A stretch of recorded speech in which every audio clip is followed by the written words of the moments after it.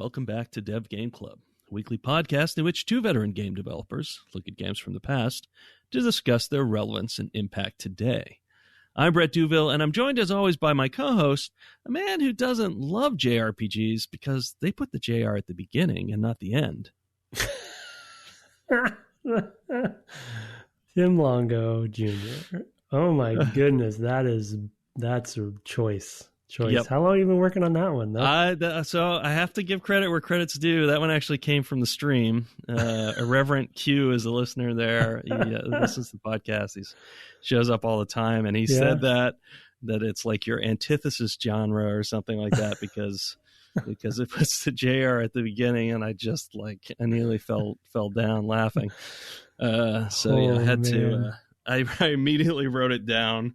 I'm like, oh my goodness, I think I found my intro for this week. He's like, you're welcome to it. So, hi, Irreverent. Good job, Q. Thought that one would land. That is incredible. And I love that it came from the audience. That's great. Yep. Yeah, pretty good. Oh, whew. Other than that, it would have been, something about creepy frogs taking over the southern woods. But right. Yeah.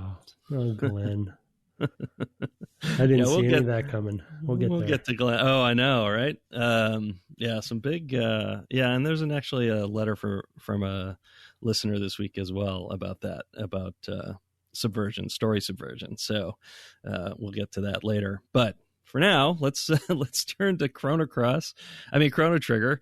We were talking about Chrono Cross in pre-show, and now it's in my brain. So this time we played from the End of Time. We learned a little bit about what that was all about and why the End of Time was there, up until getting to the Magus's castle. The Magus, we've learned a little bit more in this section that he is responsible for bringing Lavos about, that causes the end of the world. So we know that he's maybe a big bad, and seems we're already getting to his castle. So obviously more twists are to follow. But that's kind of the overview of how much we played this time.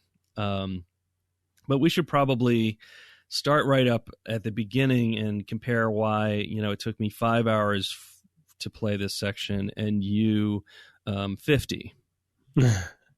Well, actually, I was just going to quickly look. Didn't take me 50. And it looks like it took me 11, so I'm at 11, so just an extra hour, I guess. Oh, just an extra hour. That's not so bad. Yeah. Well, one of the things that you wanted from this game has sort of come to pass.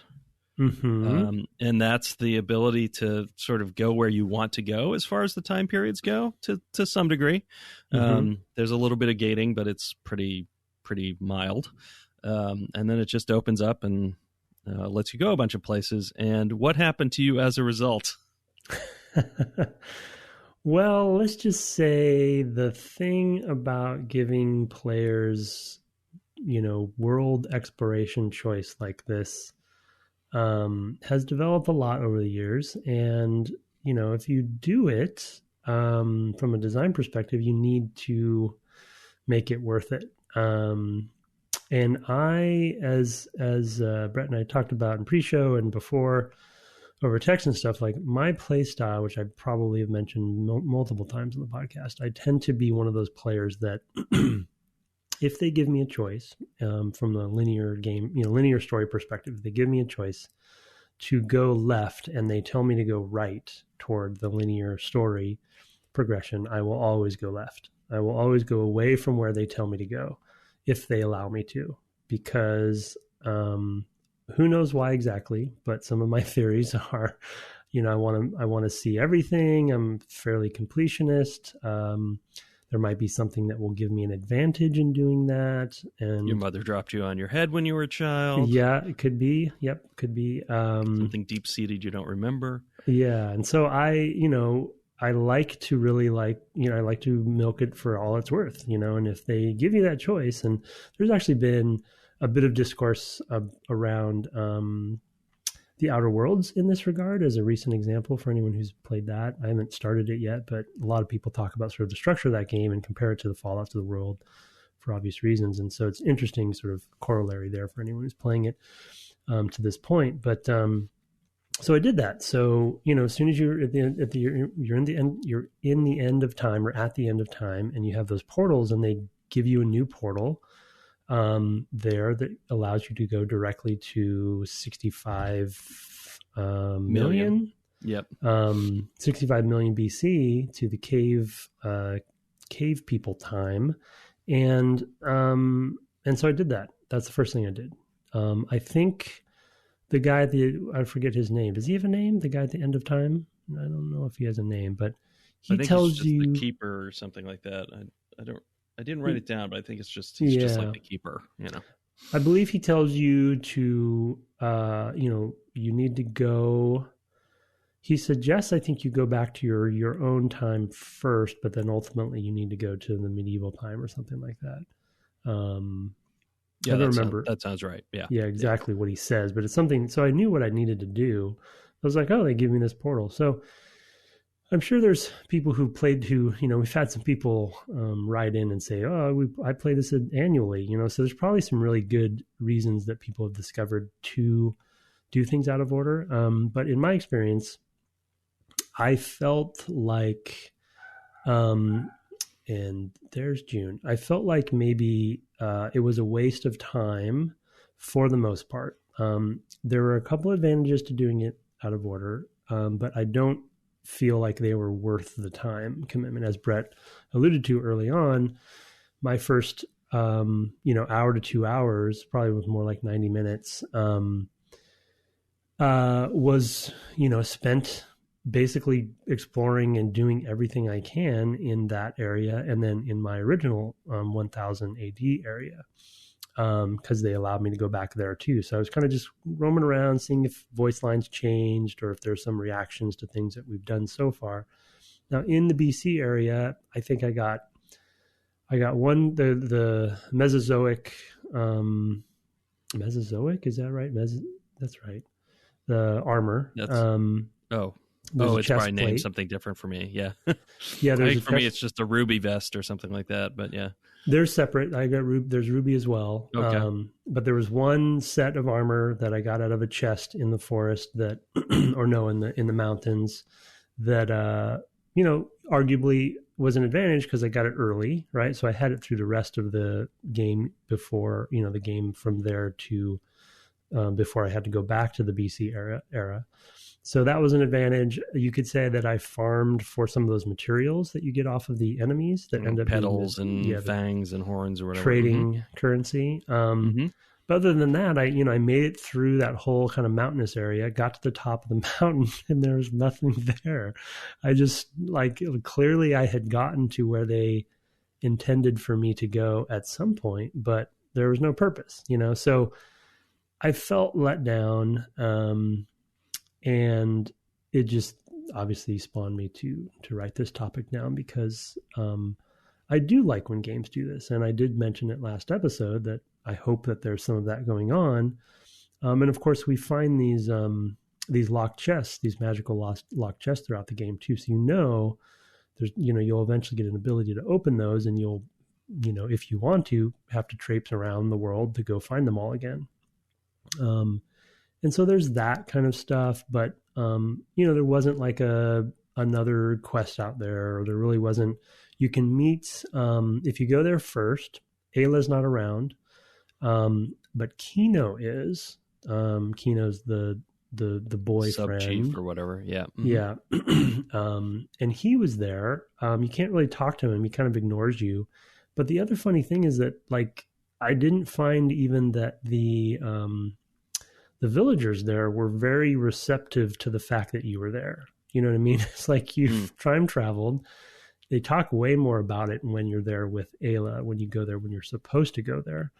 But when you go there early, it just kind of, it just falls flat, I guess, and I felt like I had wasted my time. And so what that does to me now is it is now discouraging me to go off the beaten path, because I don't have faith that they, have much of a purpose or a reward for doing that. The other quick example that I forgot to ask Brett about last episode is I did the same thing in the future era.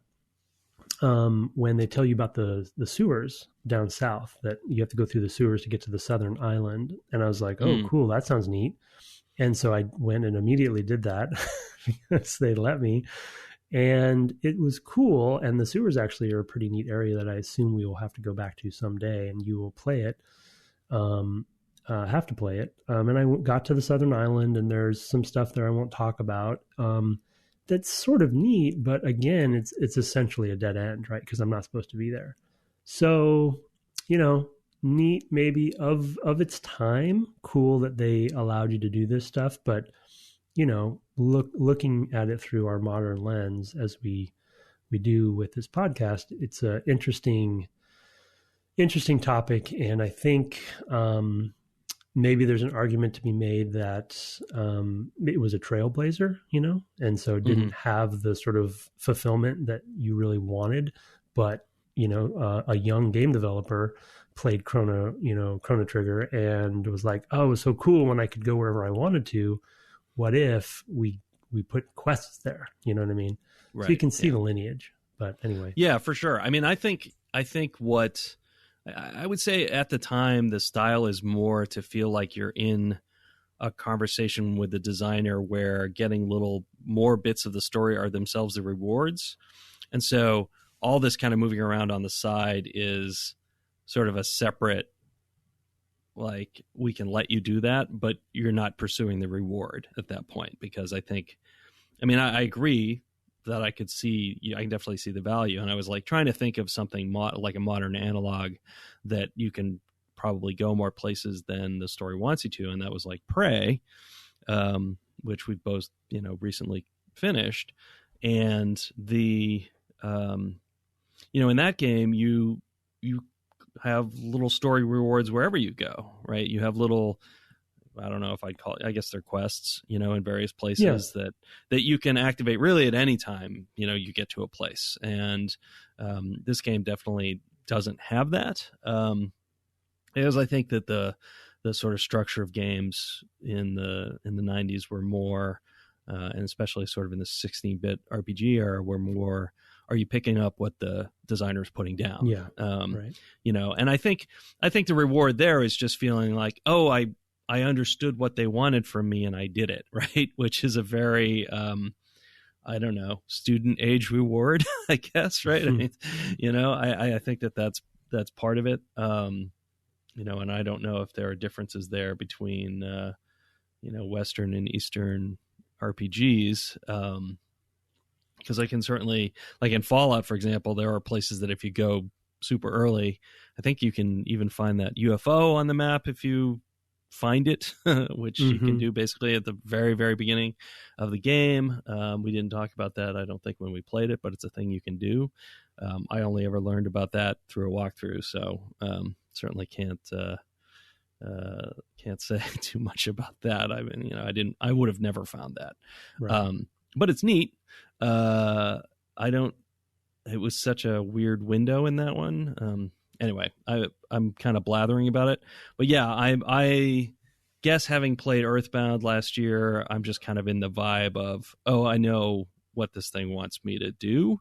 And I'm just going to I just follow the path, myself. Even though I like exploration in games, I'm not pathological about, I'm going to go left when they say go right. So. Yeah. And I guess to a large degree, I'm not surprised about what transpired when I did do that. You know what I mean?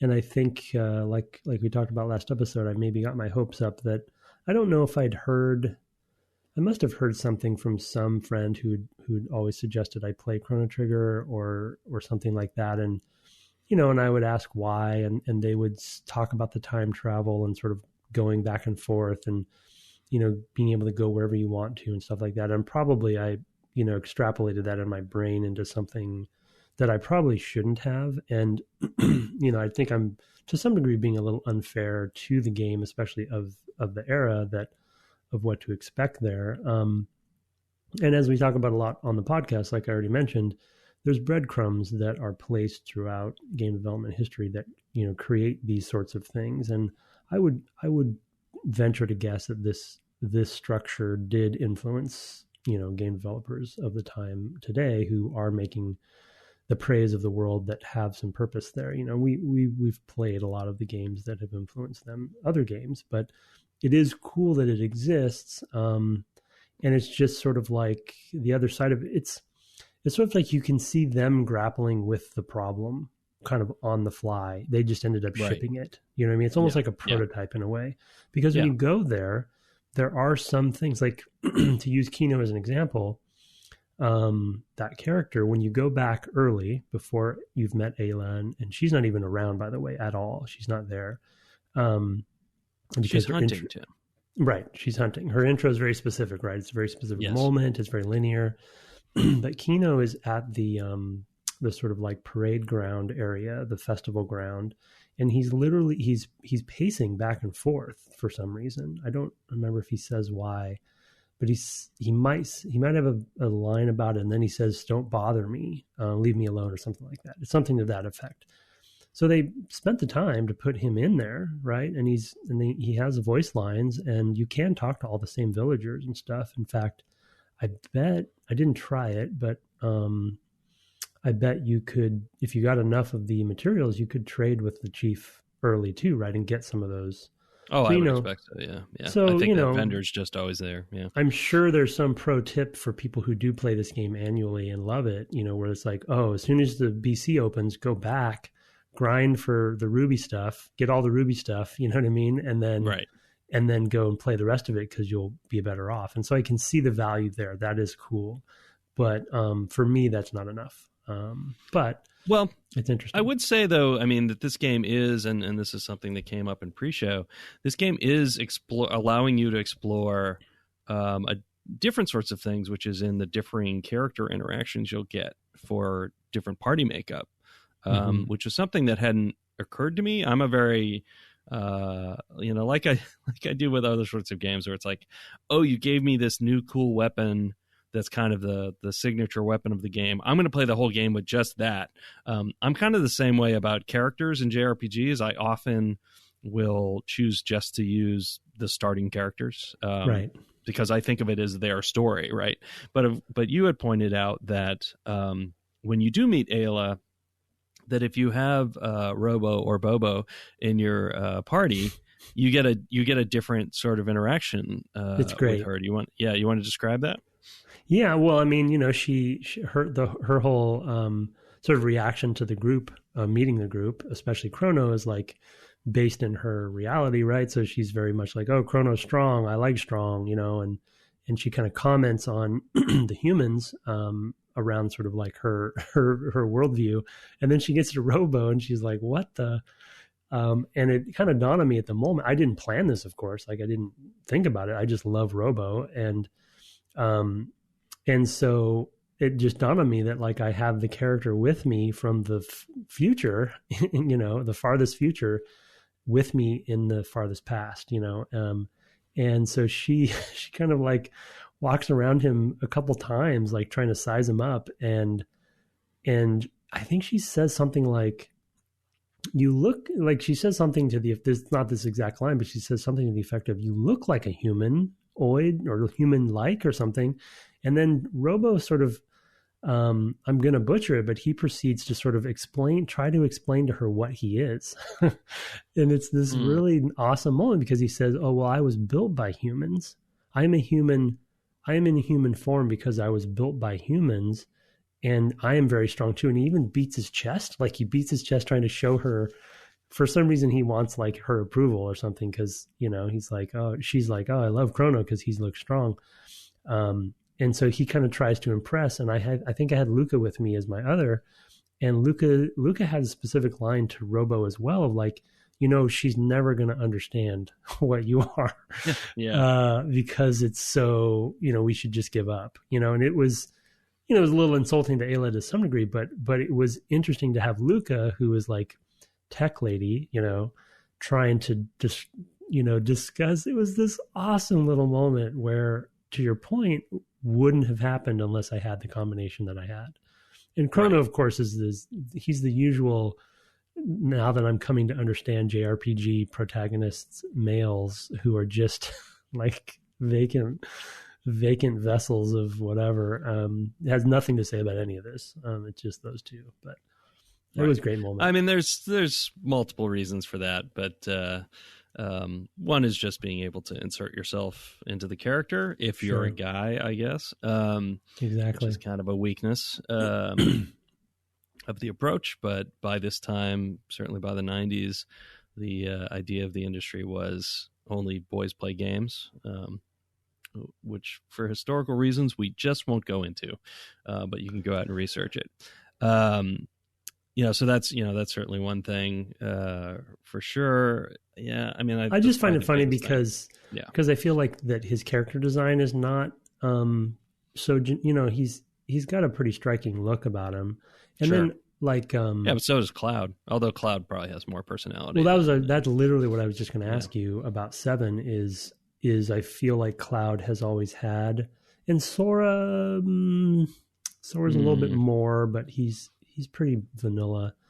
But I always got the impression, at least, that Cloud, from everyone who loves those games, that Cloud was more of a character. I mean, the thing is with some of them, you start off with characters who are kind of further on in their lives. They're not level 1 characters in a sense, right? Even if they might mechanically be. They're characters who have a history, that have taken them to this point. And I think that that's part of why Final Fantasy VII, just to take a quick sidebar, is so beloved, is that it sort of starts to some degree in the middle of some people's stories, in the middle, that it took them a while to get to here. Cloud's not just a kid who just woke up one morning and got out of bed, and had an adventure, which this character is, which is another reason for him to be sort of a bland cipher, is that he's undeveloped. Who knows which direction he might go. But I think that later JRPGs, not that 7's that much later than this, but they, I think, push more in that direction. And maybe that's more of a Final Fantasy thing in general. Trying to think about that. In 8, Squall he's a student, I think, at the beginning. So it's pretty much at the beginning of Squall his story. From Kingdom Hearts? Squall in Kingdom Hearts. He's in it, right? He is, he's in Traverse Town, or whatever town. I think that's Traverse Town, right? Because that's how I know him. Exactly, right. Yeah, Squall is there, right? And Rinwa or whatever. Rinwa. I don't remember the rest. Rinoa. I don't know how to pronounce her name. Well, I mean, they're there. But also in Final Fantasy VIII, where he's the main character, he is kind of he's a sulky teen to some degrees. He has a little bit more character. But I think in these, I don't know. I can't really speak to it as a general case, but it's definitely, you see why they get there. But he is, like you said, he is a little bit more developed. He's got that spiky red hair. That's very unusual. Red hair is not something you see a ton of in JRPGs, so he stands out just from that standpoint alone. It does make him stand out on the palette as well, which is a nice character design choice. That might be it. And it's not a big deal, not a big point for me. It's as any good, I think, party-based game, it makes the party members stand out more, which is part of the point. And like you said, it's meant to be the everyman character that kids can relate to, so that's fine. But I mean, I'm sure there's some fun stories out there about all the different combinations you can play this game with. You know what I mean? Just with the whatever 8 characters that are there, and just what happens, because this isn't the only example that I think there's custom lines, related to who you have with you. Oh yeah, I'm sure not. I'm sure there's going to be, like, if you brought Ayla to the far future, I'm sure there'd be some wild stuff with that as well. I think that's great. I mean, I think that's, you have to choose where you're going to put in your time. I mean, games at this time would not have taken years to make, right? There's not necessarily tons of time to build. Maybe they pick this one over the other. A lot of what ifs. What if somebody brings this character? Because they know they're going to let you swap in. It may even be that they didn't know that they were going to let you travel so openly. until they decided late. Like, we don't really know the history of that decision, that maybe they weren't able to plan around the content very much. And, or maybe they just limitations, also cart limitations, etc. Although they have custom stuff here for, different character mixes. So who knows? It's really hard to know some of those things. Well, another related subpoint that I didn't mention in pre-show, that I actually am surprised about, and maybe this does relate to the sort of usability point that we talked about that maybe we'll get to in this episode or the next, is I was actually surprised. I am surprised that they let you dynamically swap your party, not during combat, but when you're not in combat, you can swap them around just from the menu, And in fact, the guy in the End of Time says you can do that. He actually, for me at least, he actually mentions the menu. So I had anticipated. I feel like, did I get this from 9? I don't know why I had this expectation that there's usually it's kind of a whole thing to swap characters out, and it's a bit of a pain, or you have to go to a special place to do it. But maybe I'm just forgetting you could do it anytime in 9 as well. I think for me, I actually need to go to the End of Time to do it. Oh, huh. No, I think I can do it. I'll have to check that. But I think that's what he said to me. Your friends will be here, if you want to swap them out. Yeah, maybe it's so that may be a difference in the forward port. You do have additional content as well and things like that. So there are some differences. I don't remember a menu like that, although I tend to only go back and forth between one of 3 menus. So if I didn't happen across it this past time, I probably wouldn't. I basically go to the save menu, and the first 2, the equipment and the items list, are basically the 3 things I do. So it's possible I missed it. I will check that out. Yeah, it's called Party on my menu, and I'm pretty sure the guy at the End of Time says, he literally, there's a voice line where he says, or I mean, a line that he says, you can do this from the menu anytime. And I think you can go to the party menu and you just swap them out if you're not, not in combat. But so my point is, hypothetically, wherever my closest save point was, I could go and, I could, in this version at least, I could go and swap the characters out and see what Ayla says about each of them. You know what I mean? Just by saves coming. So, because it's not that hard to do. And the other reason that I thought it's interesting that if you can't do this, it's very interesting to me, because the other reason that I thought they might have done it in this game is somewhat from a usability standpoint. Also, is that there's times when you may get to a boss battle and you really want a fire-based character. And so when you die, you go back to your save. Before you trigger it, you just swap out and go in with Luca or something. You know what I mean? Right. It actually is built into the balance of the game to be able to swap dynamically.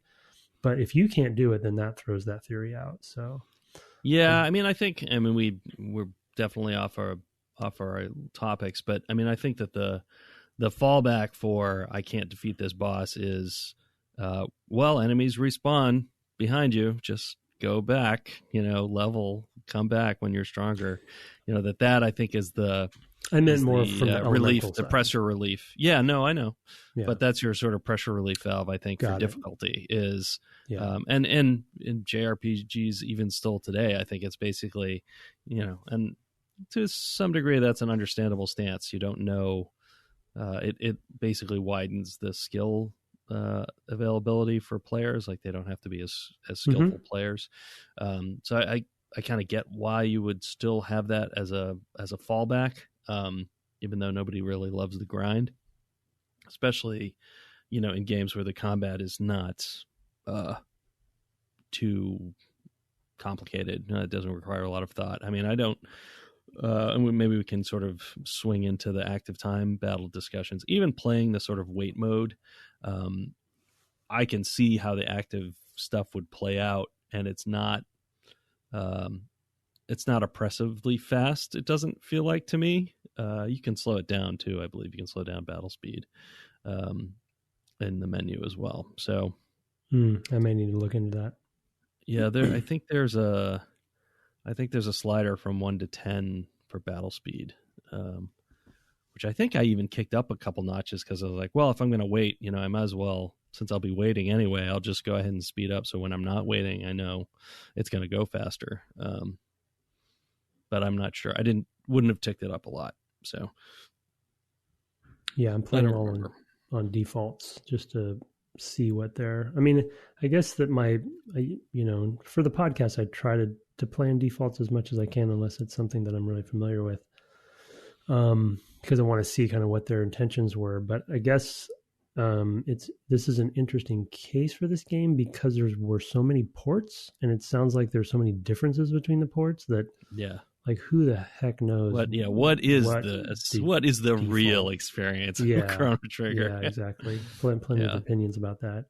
Yeah, with the active time battle, and I'll kind of wrap in difficulty a little bit too, because it's been a way easier game than I thought it was going to be so far. I'm not sure how I feel. I'm sure we're going to have people yelling at their listening devices on this, but I'm not sure I like active time battle that much. I feel like it might be trying to do something and ending up doing it sort of mediocrely, in a mediocre way. So, and I think that's probably unfair to some degree, but I think the example I will give with active time battle is it definitely helps the pros for me so far have been it definitely helps make the game feel more alive and action oriented, obviously, as you can imagine, which is an interesting and I think kind of nice contrast to, say, Final Fantasy IX or something. And as we talked about with Kingdom Hearts, they're doing some similar stuff, kind of hybrid approach. So there's that going on. But what I'm finding is that it ends up, for me at least, turning into sort of like it's not really a battle system. It's more of a menu system. So really what you end up having to do to be really good and sort of efficient at it is be good at menu diving quickly, which is not what I want to be good at, and even to boot, like the menu navigation isn't as fluid as it could be. And I'm being critical of an older game, so that's not completely fair. But, and so what ends up happening is I fall into ruts, I think, because, your muscle memory for menu diving ends up being such that, you get into rhythms because you're trying to be efficient with what in sort of repetitious in a way. Because menu diving sucks, right? Like, especially on a timer, essentially, right? You're frantically, especially in boss battles or with like 4 to 6 enemies all attacking at the same time who have sort of a highish speed, where they're going to hit you multiple times while you're menu diving, and trying to figure out what you want to do. And so I end up panicking often, right? And so what it ends up doing, the cause and effect for me, unfortunately, is I explore the abilities a lot less, because I don't have a moment to like look and see what each one does and like experiment, or like I don't want them to hit me again, So I'm like, I just got to get through this, and then I'm tap, or I tap, and then like we talked about in pre-show, it remembers your last command, and so I just hit the same one, So there's certain abilities. I would say 75% of the abilities that each of my characters has, or maybe 60%. I have no idea what they do because I've never used them, because I'm too frantic, to explore, sort of. And I'm exaggerating a little bit. I think I've probably used each of them once or something. But do you know what I mean? Like, I don't get into the rhythm enough because of the pressure of seeing those bars happen. And then if I take too long and I see an enemy's bar fill up twice and hit me twice, I feel like I'm really failing. And so it's kind of like, I bet if you become a master of this game and you really do love it, like these folks are saying that they play it annually, I'm sure there's like, it is like muscle memory, and that's great. And you know exactly what you want to do. But for someone who's playing it for the first time, it's really ending up being a little more frustrating than the pros are not outweighing the cons for me right now. Sure. Well, I mean, from that standpoint, having experienced it and seen what it is, go ahead and switch it to wait. allow yourself to enjoy more of the combat and see if you enjoy it more that way. Yeah. We did have some email. I think it'll come up in an email one of us is going to read. Also, someone mentioned it on Twitter. I don't have your handle in front of me, so I apologize. But the way that the wait mode works is if you're in the tech or item menus, submenus, you will pause at that point. No time will advance, so that you can. That's why I can still get those combos or whatever coming up. I can wait on the main menu and then click into a menu and make a decision kind of at my leisure at that point. So I like that. I think that's the way I would prefer to play myself. Does it feel like a Band-Aid though to you? That's kind of why I haven't used it so far. I feel like it's kind of like they intend you to play in this active time battle thing. It's like one of their new things. But then if you don't want to do it that way, here's this, and I'm probably being, again, unfair, but I don't know. It hasn't felt, I can see why you think that. But it hasn't felt overly. I think it's, no, I mean, but I also think it's just kind of an accessibility thing, for people who aren't as nimble with their fingers, say a parent tries to play this or something like that. They have never played a game like this. It's still something they can do. I'm pretty sure it's an option just to turn it to that. And I can't imagine why it is. No, it is. Yeah. And I actually turned it on originally, but then decided to, like I said, to play with the defaults because I'd always heard about it. Yeah. I mean, I think that you might end up with some higher highs in the terms of like, oh, I managed to get that thing off, just in time or whatever type things happening on occasion. But I don't know. It feels so chaotic and frenetic at that point. I'm not sure it's necessarily worth it. In the general case, I'm not convinced the game's balanced for it either. I feel like it's almost an experiment that they kind of strong-armed it into because this is maybe the engine they used, for their Final Fantasy games. I'm wondering if it's like, you know what I mean? Like it's an in progress concept, that is flawed but cool. So I don't know. I mean, this sort of mechanic shows up in much, in games still more or less today. I mean, this is effectively how I feel like 15 even felt this way. And although it's more an action RPG in the sense of you have like button combos, you have series of button presses that you're making to do different things, and I feel like a little bit of menu diving. It's been a couple of years since I played that, or 13-2, which is one that is definitely calling back to this game and makes a lot more. I mean, if you want to explore to different time areas and go back and forth and have stuff to do, I'll send you a copy. Of which one? Because of Final Fantasy 13-2. Oh, right. Yeah. Don't worry about not understanding the story, because even if you played 13, you wouldn't understand the story. I don't know. You know me. I just couldn't do it. I would have to play all the 13s in order. Okay, well, this is just the second one, so I'll send you them both. Anyway, where was I going before? Well, you were saying that the active time battle doesn't go away, and maybe it might be just presentation. For me, it might be the menu diving specifically. Like you could argue that even like something like the combat in a Batman game is very similar, right? You're waiting for windows and you press a button at the right window or whatever. Like the concept of like a hybridized sort of almost rhythm based sort of combat system. I'm not opposed to it. I think maybe it's just the presentation of just like having to go into a menu. Yeah. The menus are not great. I think that's a real issue. I mean, that was a problem with Kingdom Hearts as well, right? If you wanted to cast magic or something, maybe it was items. I don't remember what it was that was really painful to do in the middle of combat. And then playing it on, playing the final remix, extra, etc. version that's on the PS4, there were some real quality of life improvements there of like taking the special thing and just putting on its own button for certain combats of like this thing that you're having problem getting to because you have to like, I don't know, press the left stick in. Like, I don't even remember what the issue was. It was weird. Yeah. And there's some weird thing there. I almost never did it. Yeah, exactly. But it was like, oh, some of these things are way easier to do if the implementation is just slightly better. Even still being kind of menu based was fairly easy to do, because most of the time you're just attack, hit spell button, whatever. So I totally see it. But because they want to give you such a wide variety of abilities, it's not without going full action and saying bind buttons to particular keys, or having to learn some button press sequence sort of moves, which is basically what you're doing in Batman. Then I think it's just hard to do. And when you have multiple characters and could have, any 2 out of 7 in addition to Crono, having to memorize what all those things would be, I think would be burdensome on most players. So instead you're sort of just reacting to what you're seeing on the screen in the menu diving. Is it great? No. Is there a better way? I don't know.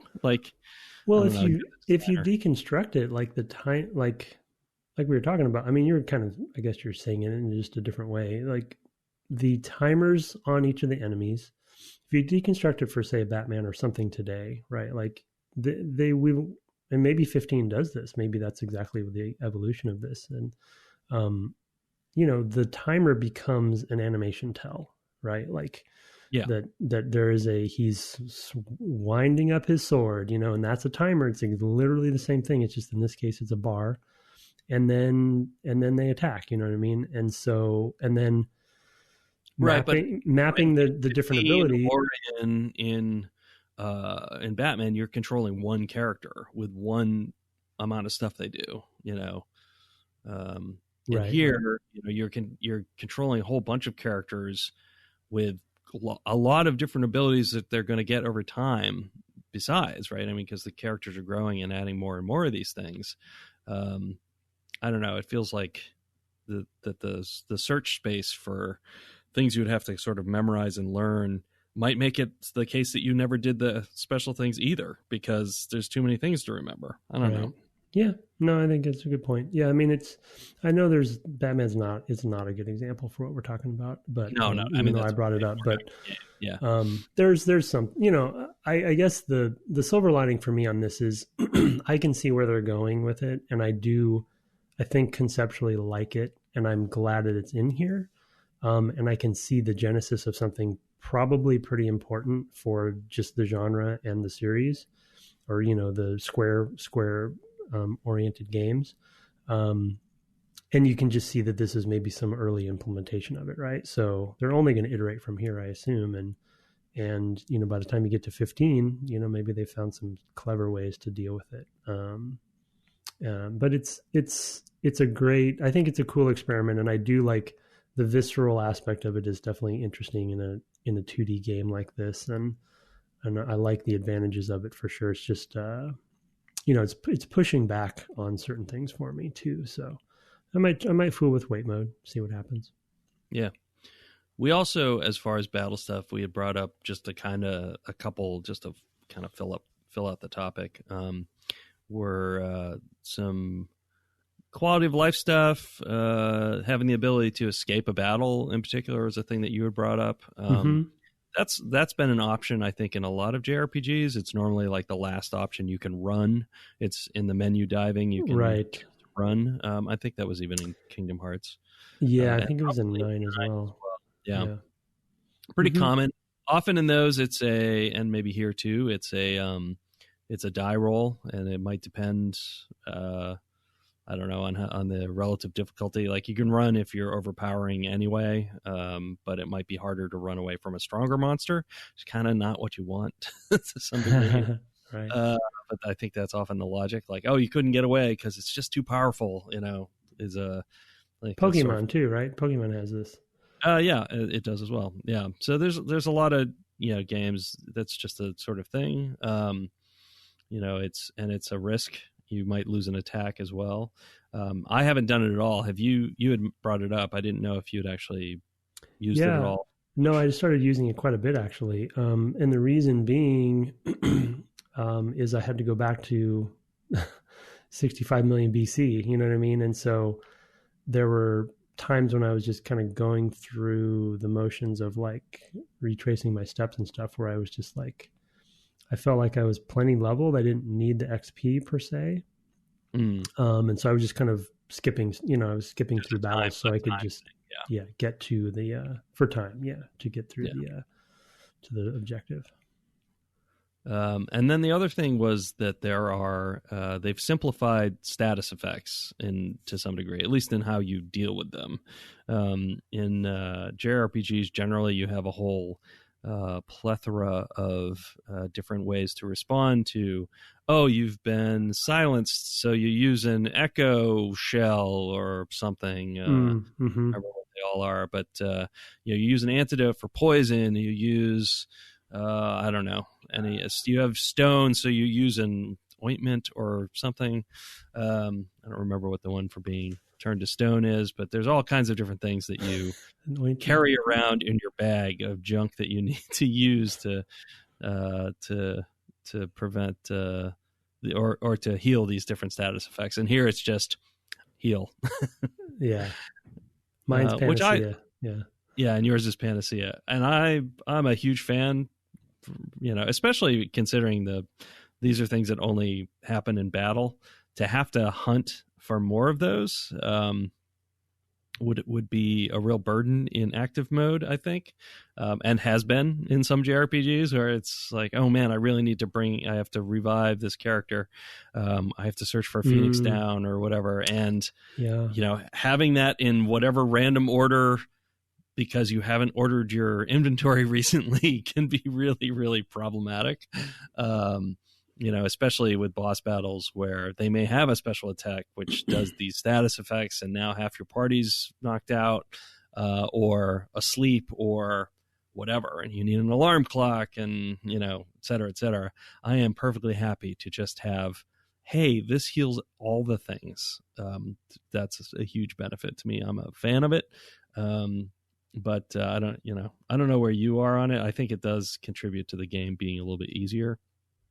Yeah, I put it in the bucket of a few different things that feels like they're making it more usable, accessible, and usability seems like a focus of this game in particular compared to some of the other stuff we've played.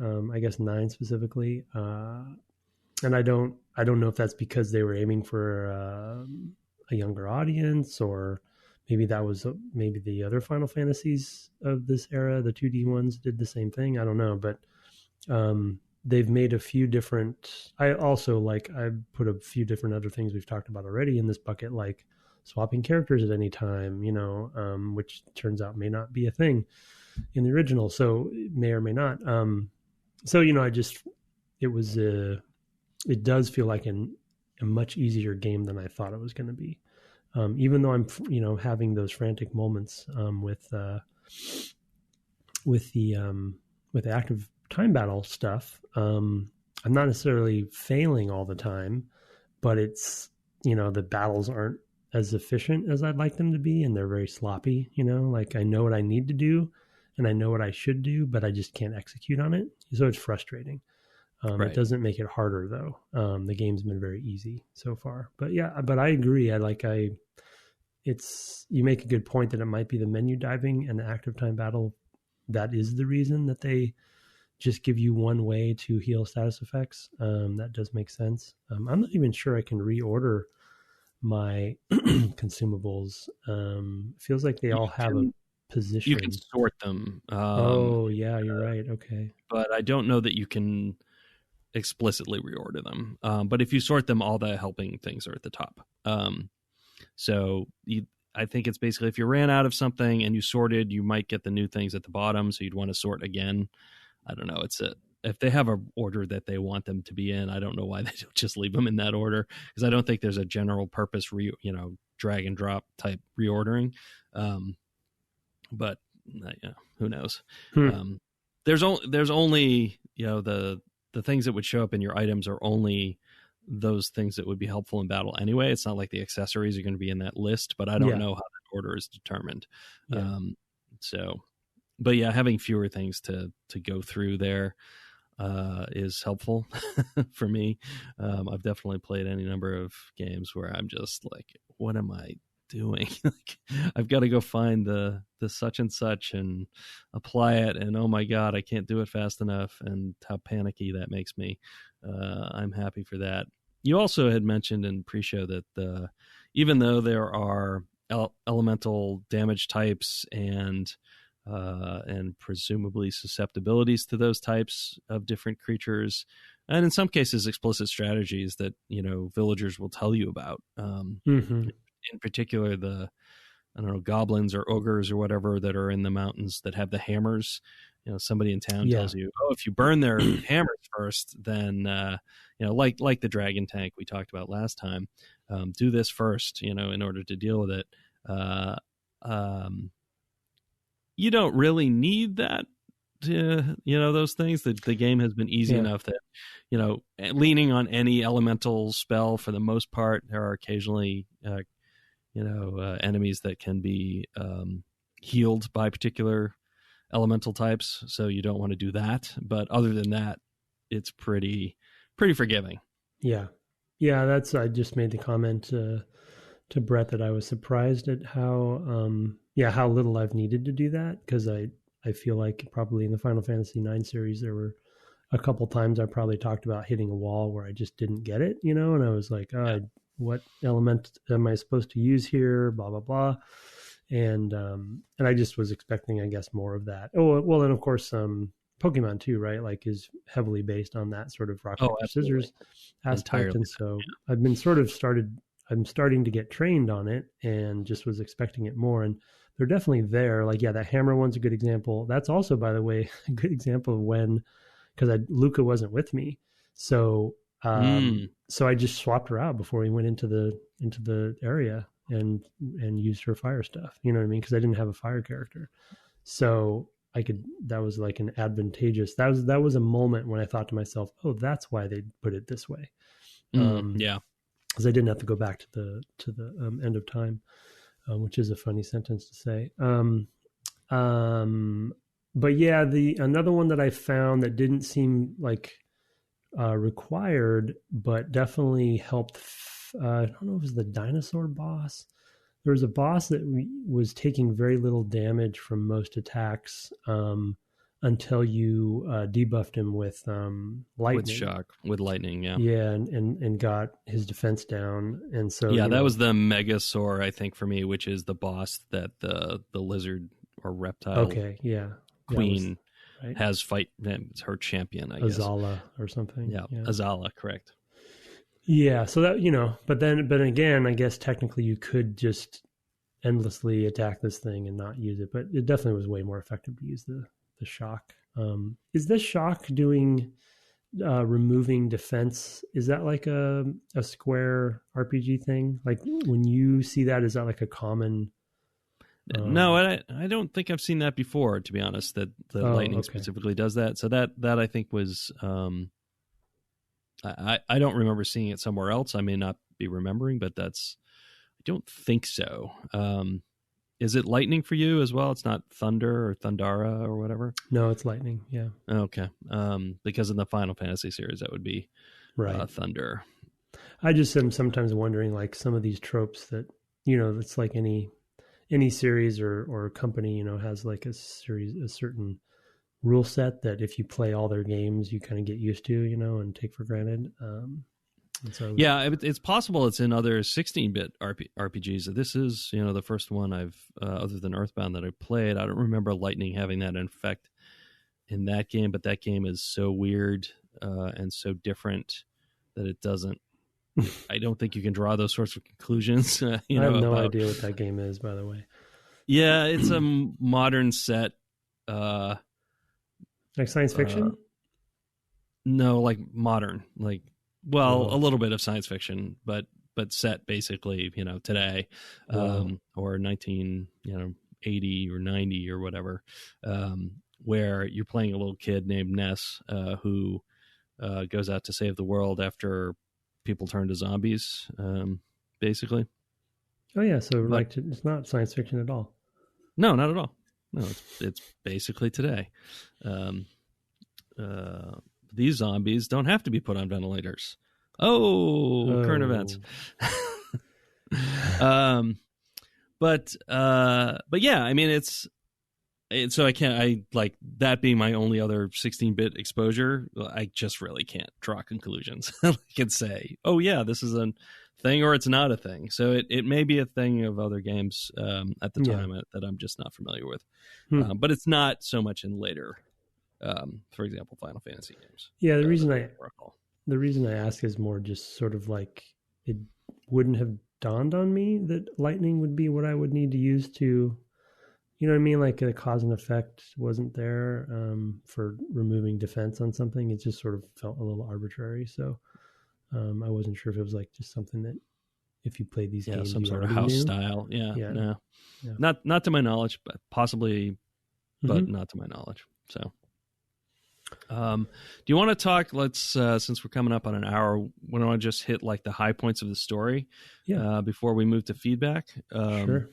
So we had started off the end of time. We kind of already talked about that. Did you fight? Did you go? I guess you have to go in and talk to Spekkio and have a little combat with Spekkio, the sheep-like critter who teaches you about magic. Yeah, right. You at the end of time. Yeah. Yes, because that's how you get your magic anyway, right? You have to kind of do that. Yeah, I think he makes you do it. I think if you go to leave, he says, "Hey, I told you to go. Go this way." The keeper. So you do that, and then if you just go back, like you just follow the main line, Tim sort of didn't. You end up going back to 1000, but you return to a world that's changed a little bit. I guess we should set up the end of time a little bit in that the keeper basically says, hey, this place is only accessible when time is out of whack, right? So he's basically setting the grand quest of the game at this point, which is, hey, you need to somehow get time back in alignment. You need to make the chain of causality correct again, or this place will be here. This place should not be accessible. It's only possible if things are messed up. So he's basically saying, hey, you need to go fix things. And the side effect of that, I guess, will be you won't be able to come here anymore. So that's kind of important context. You go back to your own time, but it takes you into a village where all the imps live. That's a pretty funny section. The fiends. The fiends and things that I guess they're maybe imps for me and fiends for you, but they they don't like you. You're a human. They're very clear on, if only the Magus had defeated and destroyed all the humans or something like that. They're just not into you at all. If you go to the market, he charges 5 times as much for basic things or more. I don't remember if it's 5 or 10 times as much. So potion or tonic is 50 instead of 10 and things like that. And then he's got other weapons and things, and they're ludicrous, like this is 65,000 whatever money units, and you even have a combat in there to even be able to shop for goods, and you probably explored this continent and found Melchior's hut on the way up the mountain, which basically going through the mountain takes you back to the human side of this world, which is where Crono would have grown up if this had been the world that he grew up in. It's going to be weird talking about story stuff in this game, I could tell. Yeah. So I have a question that I just must have been dense about and didn't pay enough attention to. What did we do in 600 before that did change the timeline for this version of 1000? I think we rescued the queen. Okay, that was because it's like we haven't fought the Magus guy yet, right? And I guess we're going there now to prevent him from, not to jump ahead, but from summoning Lavos. Because it seems that way. Yeah, but you know what I mean? Like they talk about us, or actually, we saved the queen instead of the frog saving the queen. Maybe. Yeah, see, that's the thing is like I feel like it's a little cloudy for me on, what I mean? We changed. We stepped on a butterfly. We definitely, yes. And we don't know what was, butterfly it was. Yeah. Right. Yeah. It's not, I would agree that it's not, the chain of causality isn't clear that what we changed that made it so different. But possibly because we rescued the queen instead of the frog doing it. But it's a little confusing. That's what weakened him. That's what made him doubt his ability or whatever. Like, I don't know. That's very, I agree. It's not clear. It's not made explicit why the timeline is so broken.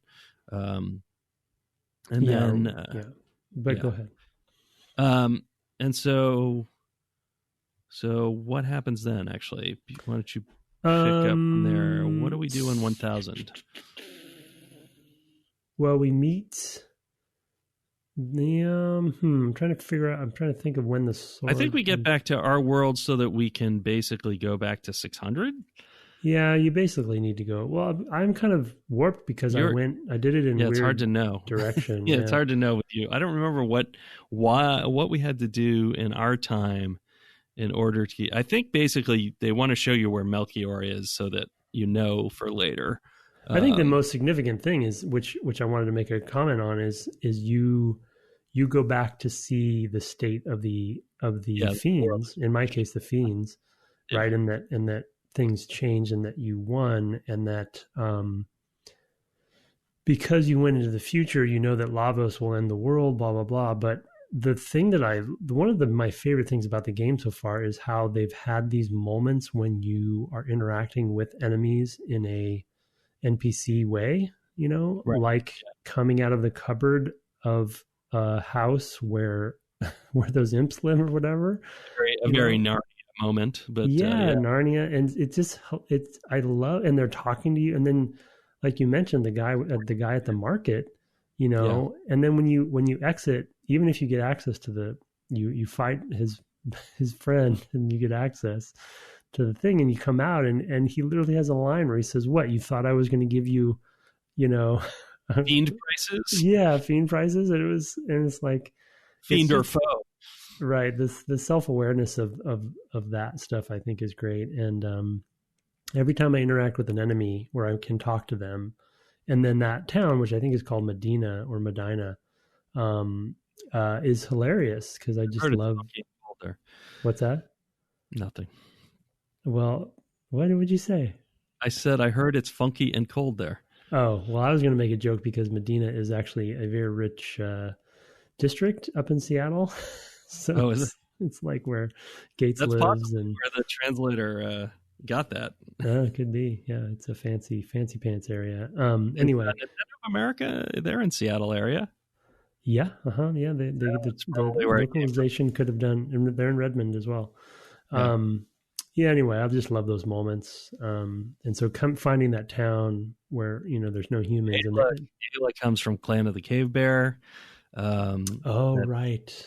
And which somebody pointed out to me, and the names of the Magus' henchmen are rock stars. It's like Slash and Flea, and I forget who the third one is. Oh, you're right, Flea and Slash, yeah, and the other one was Ozzy, yeah.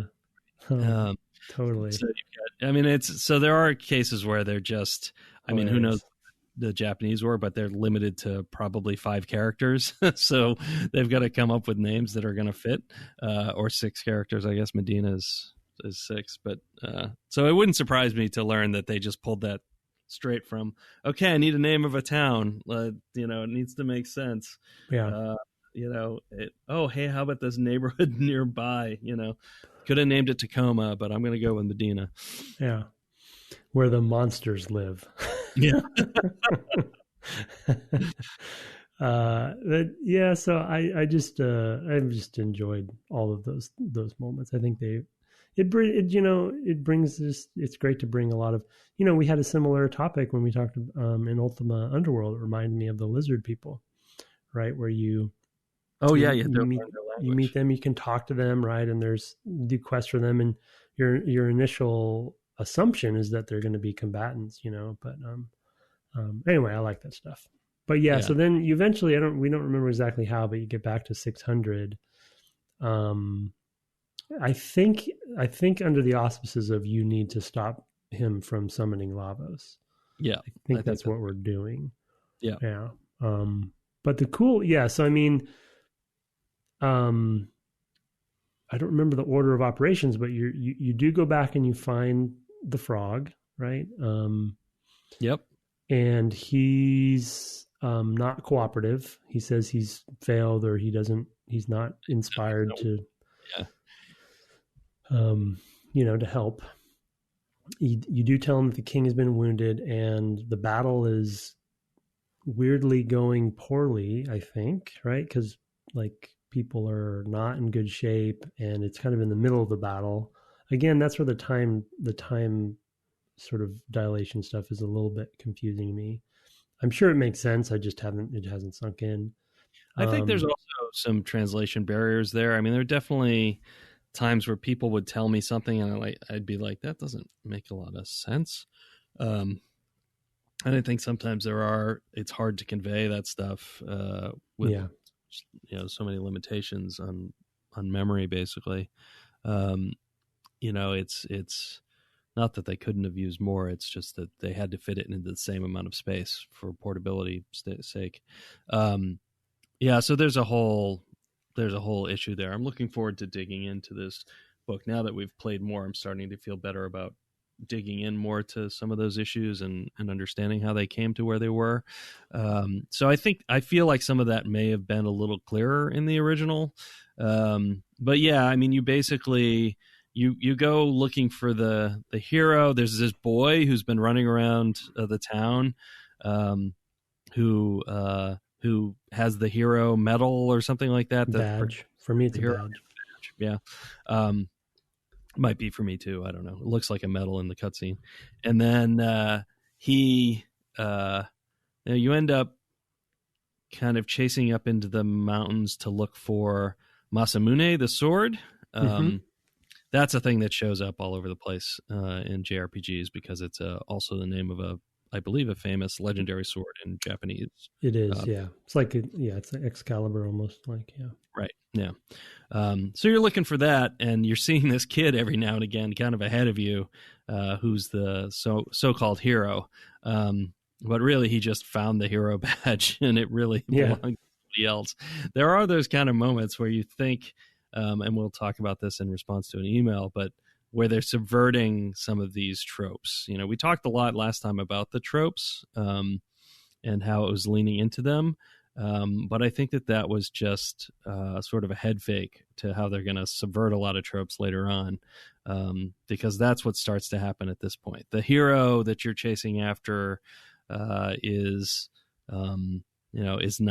not the hero. And even when you find the guy you think is the hero who's been turned into a frog, he's still not the hero that you think he is. I mean, last time you predicted he was going to be Cyrus. Right? Yeah. Mm-hmm. We'll get to that in a moment. But you get to the sword, and it's broken, and that becomes a whole quest that involves going back and forth in time. So why don't you pick it up from there? Well, but I loved that boss battle, by the way, with Masamune and sort of split into two, and kind of the sword is technically split and stuff like that, and it provides multiple phases, right? Because you fight them separate and then they combine. So I thought that was really cool. Pretty hard. I might have failed once on that battle. So then, well, the cool thing that they're starting to really do a lot more of in this section that I enjoyed is they use time travel in a more specifically needed way, because once you get so you go back to town, you find the boy, at least the order that I did it, and you realize, and he tells you, oh, he just found the badge. So you have the badge. And remember, if he gives it to you, or you take it then, or you go back for it later. He's too much danger. Yeah, he that was a great moment, right, where he's like, I'm going to be the hero, and then he realizes there's no way, and you see him in the mountains. And then so then you have to go and you meet the frog, and he says, well, you show him the sword, I think, right? The half of the sword that you have or something, and then he has the other half, the hilt. Yeah. And then he or somebody, I don't remember who tells you, but oh no, on the sword itself is the name of that dude in Medina, Yep. who is a human. Yep. And so, you realize, oh, I need to go back to 1000 to go meet this guy, because we need to fix this sword because it's the only thing that can kill the Magus. And so, yeah, so you get there and he's like, well, I need this other MacGuffin of redstone, call out to Minecraft. I think it's called redstone or dreamstone, maybe redstone. It is a redstone that is called dreamstone. Right. Yes. Okay. Fair enough. Dreamstone. But he gives you this nice little hint of, well, but we haven't seen one of those for a long time. Right. And so you're like, well, I do happen to have this portal that I've already been through, in my case. And so, yeah, you go back and that's when you meet Ayla. And I got a cool anime cutscene introducing her when I popped into that world. And it's actually, you should watch it on YouTube. It's very cool. Her introduction's quite impressive in that way.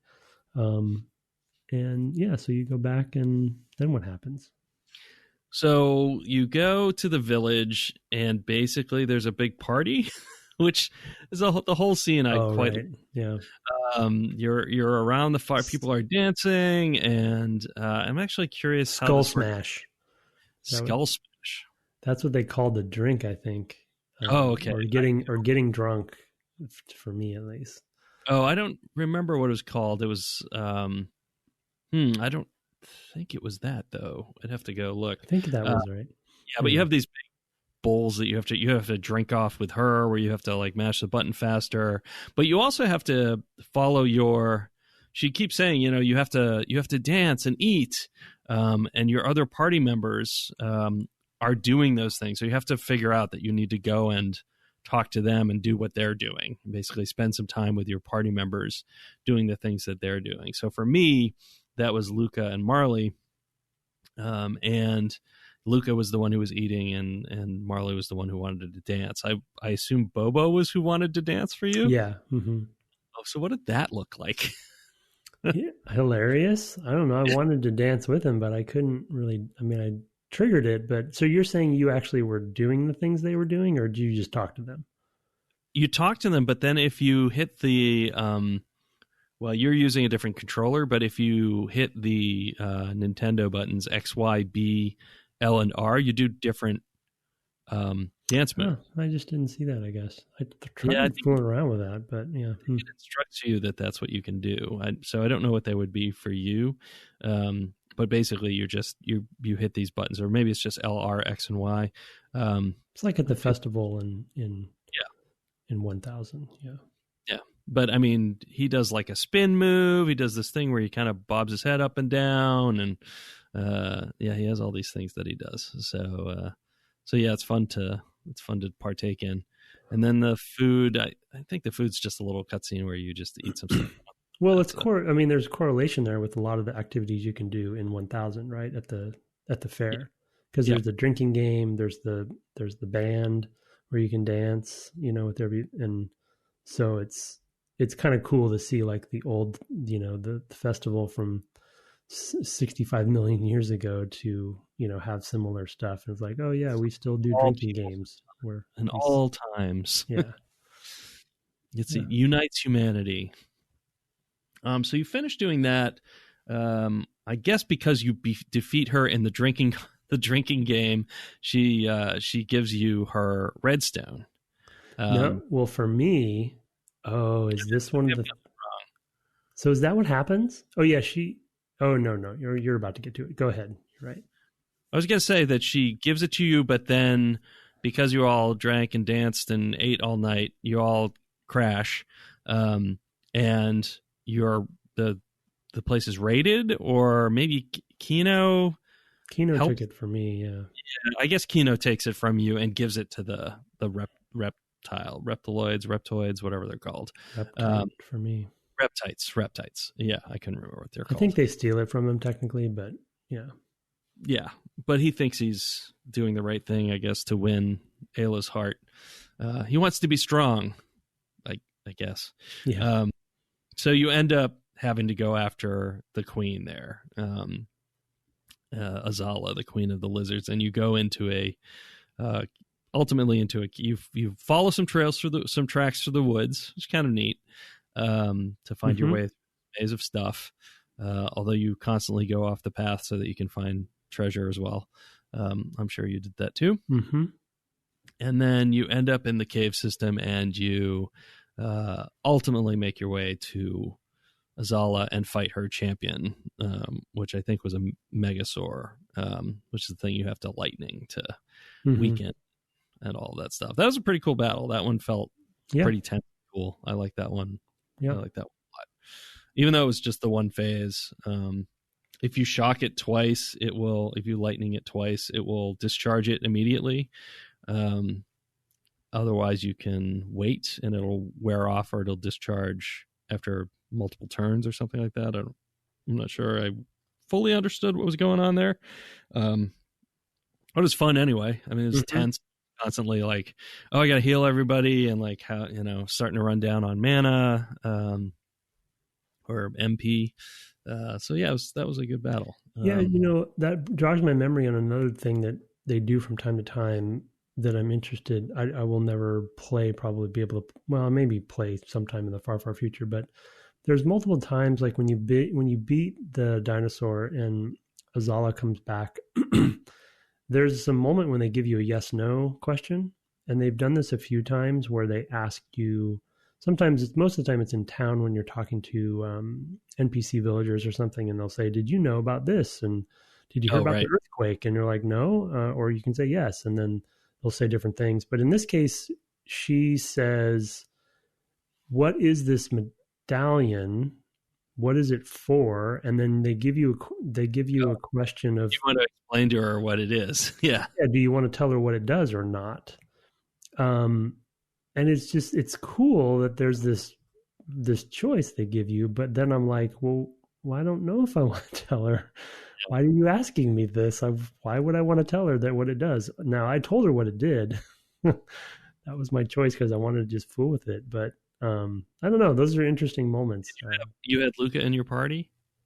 No, I did not. Okay, so I did, and so this is another difference. She said she's not going to understand any of that, much like she had said about Robo. Yeah. With Ayla in that introduction scene. So it's kind of it's interesting. That's an interesting thing, sort of a pet thing. Yeah. Maybe I wonder if character moment that way of like, well, this character's always just going to chime in with, "Don't do that." That's their thing, or they won't understand that. I don't know if she's going to say in the post-apocalypse, like, "They're too advanced for this," or something. Right. It might just be a fun opportunity for character stuff, because I think I said yes to it and told her how it worked, which they don't show you explaining, but they do show you her response, and she basically just says, "Yeah, I don't get it." Like that's my memory of it. She's like, "Yeah, that I don't believe you. That's crazy," Yeah, and then so it's almost like more of just a fun little, almost like adventure gamey moment or something. I don't know. Yeah, and from there, I guess we go back to Melchior. He and Luca work together for me to rebuild the thing, and ultimately they do, and we go hunting down the frog, and that's when we learn about Glenn. You want to tell people about Glenn? Yeah, unbelievable. So like you get back there and you show him that you have the sword essentially, and he's obviously blown away. But then you all go to sleep, you all rest in his little cave thing for the night. But during that sleep, I guess you're going through dream sequences and stuff, and you see his dream sequence where he is remembering, how he got into this predicament that he is in as a frog. And we all assume that he's somebody, he's not actually a frog, wasn't originally at least. And so, you finally meet Cyrus, and you find the first scene that they show you is Cyrus leaving the queen to go and deal with the stuff going on. So it's actually the dream sequences bounce around in time as well. And then with Cyrus is this green-haired friend. It's the funniest moment because they're like in the court, and Cyrus is like all armored up, and he's clearly a badass knight. And he says to the queen, I'm going to figure this out. I'm going to deal with this Magus guy. And then the queen says, okay, thank you for doing that. Good luck. Be safe. And then down at the bottom of the screen, there's this other guy who has green hair and kind of like lanky looking guy. And the queen literally says, you too, Glenn, be careful, Glenn. And you're like, who's Glenn? It's the weirdest, funniest, adorable moment. And then they both I kind leave. of assumed he was a squire or something. Like, yeah. I mean, that's the only way I read it in the moment. Of course, events develop. So continue. Yeah. So they do leave together. I mean, you say events develop. I'm still not sure why Glenn's with him. Maybe you have to refresh my memory. And so they go off together to go do the quest of dealing with the Magus and all that kind of stuff. But then once the order, I'm forgetting the order of operation here because they jump around because they go back in time and they show them both as boys. They're friends, of course. That ends up being the result here is that Glenn and Cyrus are old friends, and Cyrus decides to join the knighthood. And Glenn is too scared to, or doesn't want to. I forget why he says he doesn't want to. So they kind of show that they have a deep. I think he says something like he doesn't like to hurt people or something like that. Yeah, and then Glenn or he's Cyrus kind of a pacifist. Yeah, he says something. He gets bullied, right? In school or something, and then Cyrus says, "Well, you got to toughen up" or something like that. So there's this maybe it's that. Yeah, there's this whole theme of like toughening up, which is whatever. And then so then again, I'll get the order wrong, but they do eventually. You see a scene where Cyrus and Glenn are with Ozzy, the first Ozzy. you meet both Ozzy and Ozzy's descendant down the road. And the Magus, up on this bluff, and Cyrus has the sword, I think, at that point. Yes. Mm-hmm. And he's going after the Magus, and the Magus kind of takes him out, and he says, "Run, Glenn, get away. If one of us gets away from this, it should be you. I'm going to go, deal with this." And he gets taken down, and there's a nice little moment where Glenn's on his knees. Like, all of this is happening. I just can't believe what I'm watching. Like, it's just crazy how much depth they went into. Cyrus, no! Yeah. And then they, Ozzy and the Magus decide to turn Glenn after Cyrus literally bursts into flames, into a frog, and he falls down the waterfall, and you don't really know, you don't see it happen on screen. But of course, later they show you explicitly that he's a frog. And, Cyrus's hero badge falls down the waterfall as well, and kind of floats near Glenn / the frog down at the bottom of the waterfall, and so he takes the badge. That made me think, by the way, of Gollum. Oh yeah. Oh, I'm sure that's how he originally came by the ring, right? When he was Smeagol. Yeah, I'm sure there's some inspiration there too. Yeah, that's.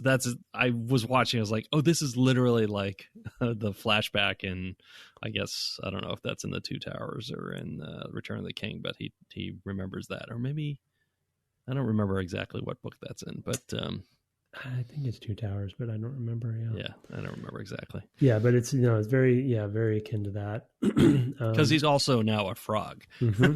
Yep, kind of speaks in a different way and like riddly kind of way. Yeah. But what did I miss? I mean, that's pretty much it, right? Like, no, I think you covered. Yeah, I think you got all of it. That is just a wild moment of just like what is going on? Because you expect this hero, and that's kind of the playfulness of this as well. Of like I said, they kind of eased you into this game with some tropes, but they've started breaking them pretty soon thereafter, which is all just kind of neat. And I gather there might be more of that to come. So I hope so, yeah, because it's so elaborate. And Glenn was one of the first sort of party members, new party members you met, right? You didn't get to take him with you at the time, but you've known about him for most of the game. And I think to what degree they went into his backstory and the elaborate aspects of all of that, and the trope bending, like you said, which is another excellent point. I just really appreciate it, and it's the kinds of things that people talk about with like Mass Effect 2, or when you do your party, the loyalty missions and stuff, like they're or really all the Mass Effects, and so it's like a significant commitment, but people love it, because you spend so much time with these. So I really hope. I'm a little bummed. Well, I guess you kind of got some of that with Marley too, because you find out who she really is, and you go back to see her ancestor and stuff. So I guess they've done that a little bit with her too. Luca's not so much. Robo, like they definitely. Luca, you get a little bit more when you go to her family's house. If you do that in Medina, she gets her own armor.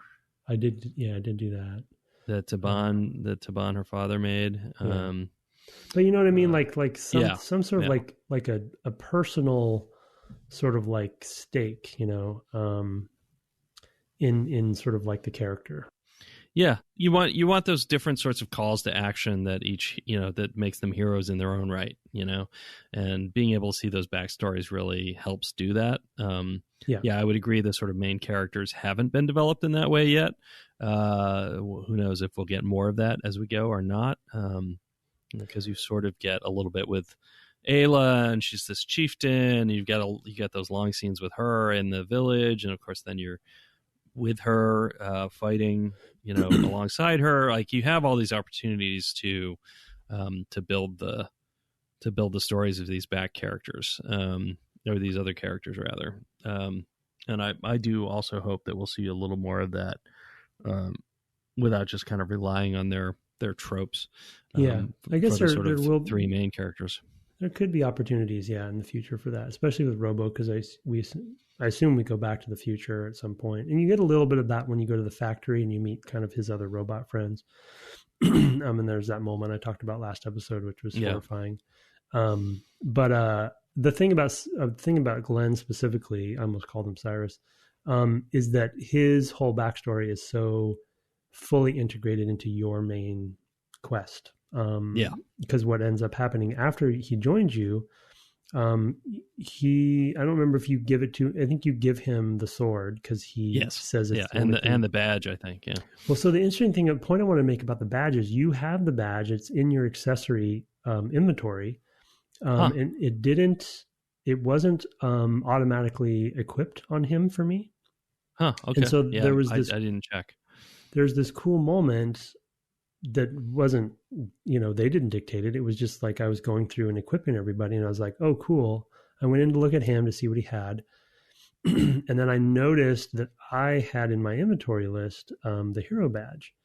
And he had like a strength badge. Actually, it was like +4 strength. It was actually good. I was like, oh, I'm going to put that on Crono. So I took it off of Glenn, but then it dawned on me, I have the hero badge. And you look at the description of the hero badge, and it says that it increases the critical rate of anyone who's using the sword, Masamune. Masamune. And so I was like, oh, cool. I'm now going to be the one to give Glenn the badge back, and it directly relates to his weapon. Do you know what I mean? So it's like there's this cool moment where it's like I missed that, so that's cool. I will do that when I start. Oh, sorry, spoiler. No, that's fine. I just felt like as the party leader, you know what I mean? Like I'm giving Glenn the badge that goes with his sword, and then you get this cool moment where he actually opens up a mountain with the sword. Right. Yeah. And that's about where we finished. That's basically where we finished. Yeah. By the way, you definitely need to look up that anime sequence. There's an anime sequence when you're introduced to Ayla and there's one when he opens up the mountain. Oh yeah, I will totally be watching all of these as I get the opportunity to, for sure. Yeah, that's cool. I don't want to watch too far ahead. I don't want to accidentally watch too many, but yeah, right. I will be checking them all out. Yeah, so then we're a small note on where we ended up. Did you notice that bat is following you around? Yes, I did. I had no idea what that's about. I'm a little worried. It's got a Dracula kind of thing going on. But I am too. I'm a little worried about that. We will see what happens. Well, I guess we will maybe see each other in the future after a break. Yes, let's do that.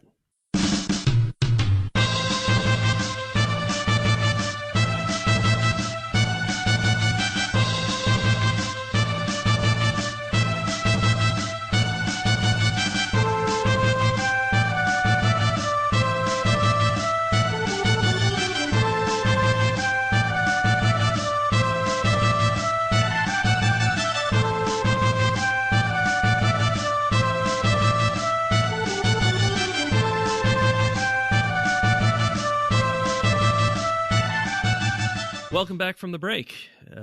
We've got some current events that we want to update you on from Tim. Why don't you go ahead and tell us about what's going on in your life, especially after last week we introduced the topic and now we're changing it. Yep.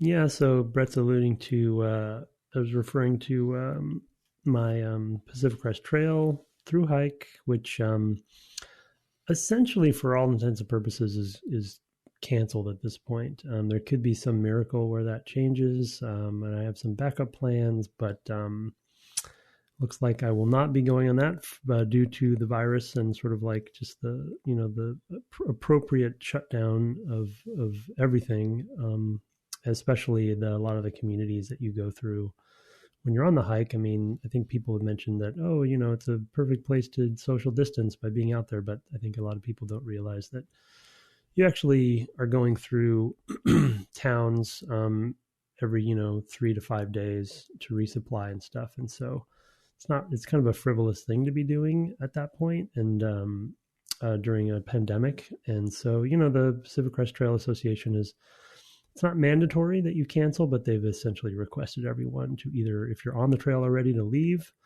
the trail, and to cancel if you have not yet started. So that's what's happening. I will have more updates as we go. For anyone who has graciously donated to the pledge drive, obviously we won't be doing that if I don't do anything. So thank you for doing that, and we'll figure out how to kind of reverse that.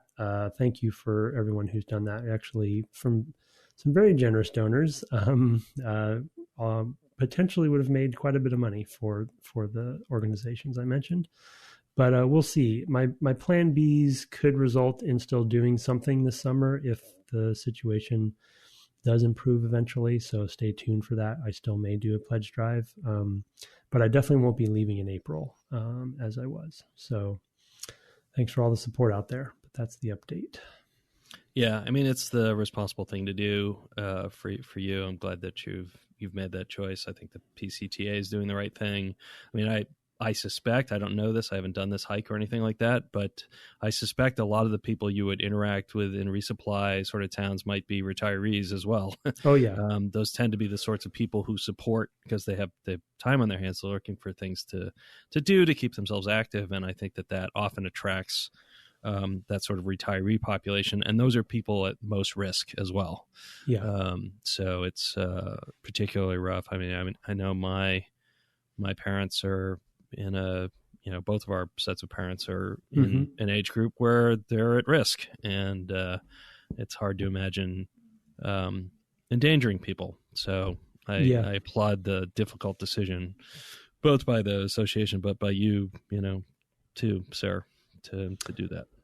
Yeah, I appreciate it. Yeah, it's hard, as I mentioned before, like this is like a 30-year-old dream of mine, and getting the window orchestrated to be able to do it this year was very difficult. And if nothing happens this year, I don't really know when the next window would be, to be honest. So it's definitely heartbreaking. But in the grand scheme of things, it's not like everything else that's going on and happening to people, and fatalities and things we've been having. So it's, it's fine. And to Brett's point about like the communities in that area, along the trail, it's definitely true. For those who don't know, they call them trail angels, which are basically people who help through hikers along the way. Basically they're all volunteers. And most of them are retirees. And there's this famous couple in San Diego who helps people get going when they start their hike. And they were the first trail angels because they're older couple, retired older couple. They were the first ones to declare that they're not doing anything this year. That was like 3 weeks ago or so, or 2 weeks ago maybe. And that was sort of like when people realized, oh yeah, this may not work, because if the most famous trail angels are shutting their house, to through hikers and not giving people rides and stuff, then yeah, the support just won't be there. Yeah, you're in the wilderness, but you need to get food. Yeah. So yeah, I had folks ask on the stream over the last couple of days about your status, and yeah, a lot of the misperception that you would not be in contact with any human beings. I was like, well, over 100 days of food is a lot to carry on your back. Yeah. I can't imagine carrying the amount of food I eat in a given week on my back. So you have to have places where you can stop and pick up things like that, and even I imagine like shoes when you're walking that far, you probably resupplying things like that and everything. Yep. There's stores, and you'd have to go to the post offices and stuff, which is how a lot of people do it. The other thing too, not to get too much detail, but like, as far as the northbound route, it's attempted by 4,000 to 5,000 people a year. And that's about 50 people a day leaving during the window of time. And so, you're meeting people in the towns, of course, too, but also a lot of people travel together, and they may not be showing symptoms, but they're definitely spreading it amongst themselves.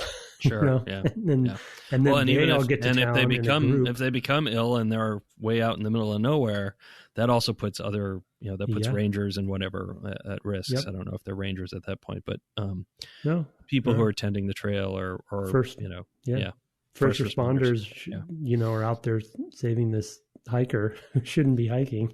Yeah. When they could be helping somebody in town. So yeah. Yep. So like I said, I appreciate the sacrifice it is, but it's the right thing to do. And for those of you who are on the other side of it, and listening to this sometime in the future because you're catching up on the podcast or what have you, these are the sorts of decisions we're making in the moment. We want to at least mention them. I just wanted to say it's not something we're probably going to talk about every week or anything like that. No. Aside from my tendency to be glib and make wry jokes, mostly as a way of coping. But it's not something we're probably going to address every week, but we do hope that everybody out there is staying safe and healthy. We appreciate that you're reaching out and interacting either via email. We're going to read a bunch of those now about this game. I have folks who come by the Twitch stream as well. And it's just nice to be able to stay in contact in that way with people when we can't be in contact in many other ways. So appreciate all of that. Like I said, it's not something we'll probably talk about every week, but I at least wanted to call it out. With that, I guess let's turn to the email sent here to devgameclub@gmail.com. Go ahead. I always let you go first. Okay. Pigs before swine. I don't. Sure. Okay. I haven't heard that one, but that's an interesting one. Okay. So subject is Chrono Trigger and Johnny Number 5 from Sam Thomas. In your recent episode, you covered the scene where Robo is beat up by robots. I believe this scene was inspired by a similar scene from Short Circuit 2 from 1988, where Johnny 5 is savagely destroyed by gang members. I was 8 at the time, and I found the scene very traumatic. exclamation point. The racer being named Johnny is another possible. Oh yeah, another possible evidence of this. I couldn't find the original scene, but this clip shows it well enough. I sent a link. This is seriously messed up for a kids movie. Thanks for the great podcast. I look forward to hearing each new episode, and I'm excited to listen to your whole backlog. Hope you guys stay safe during the virus. Sam. Yeah, I mean, we talked a lot about influences this episode, actually, and sort of where some of the, obviously pop culture references and influences hit everybody in life. And so I probably saw Short Circuit at some point when I was a kid. Short Circuit 2? Short Circuit 2, sorry, but yeah, not maybe me. Maybe not yeah. 2. 88, high school. So yeah, maybe not. But yeah, beating up robots is not cool, especially nice robots. That's not good. Not a good look. No, although I will say it is reflective of our dark present, because I don't know if you remember, I don't want to say it was like a year ago. There was one in, I think, Philadelphia that they were experimenting with. There were a couple. There was one that was just kind of wandering the country. And there was one that got tipped. Yeah, robots. And one that was tipped over into a fountain or something like that in some area. You can look up these stories. If I think to, I'll put them in the show notes. But there was one that was an MIT robot that was really just a friendly robot, and they found it destroyed. I think outside of Philadelphia. What was its purpose? Its purpose was just to be a friendly robot. It had no it was just to move around, and I mean I'm sure they were experimenting with AI stuff and whatever, and I'm sure there was maybe some social aspect to it, or I'm sure it was like a media lab type project or something like that. There's all kinds of things that they do, but there's been a lot of people. Worst. Yeah, there's a lot of curiosity about how we might interact with robots if we ever have them, and I can't say that it's looking good for the robots, at least until they get a little bit stronger and a little bit less destructible, and then we're in real trouble because they're going to want to have their revenge. Well, yeah, I mean, just Westworld season 3 just started, so I watched that. So yeah, just watch Westworld. It's good that robots are going to have a comedy they can watch. Yeah. Oh man. Man, I love Terminator. Yeah. Okay. I have one here again from James. Was it Roberts? Yeah, James Roberts, who had written in last week. He's one of these annual replays of Chrono Trigger. So yes, we have another long email from James.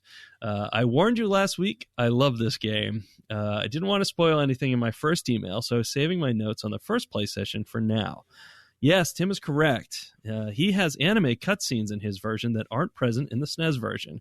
There's an opening anime and a handful of scenes throughout the game. Yeah, we alluded to those this episode. And he also describes the differences between active and wait modes. He does say in general, wait mode is much easier than active mode. Mm-hmm. The statue in the cathedral and the stained glass in the courtroom are two different images. The first is of Magus, and you can see this same statue in the town square of the monster village in the present day. In the courtroom, it's an elderly man holding scales of presumably justice. I do think you are correct in that they are trying to draw parallels of worship between the two. From the episode, it sounds like both of you were found guilty in the trial. You can actually be found not guilty, depending on your actions in the fair, and for every not guilty juror, you will receive bonus items in your package in the jail cell. If you're found not guilty of kidnapping Marley, you will still be found guilty of, quote, running off with her, +1 to justice, and sentenced to 3 days in jail. Upon arrival, the chancellor will lie to the warden and tell him you are to be executed in 3 days anyway. Whoopsie. You can avoid most of the combat encounters with the guards if you approach them from behind when they are not looking at you and bonk them on the head. So there you go, stealth mechanic, Tim. Some of them can then be searched for items. You can actually skip most of the jail, quote, dungeon by being a good boy and waiting out your 3-day sentence inside of your cell.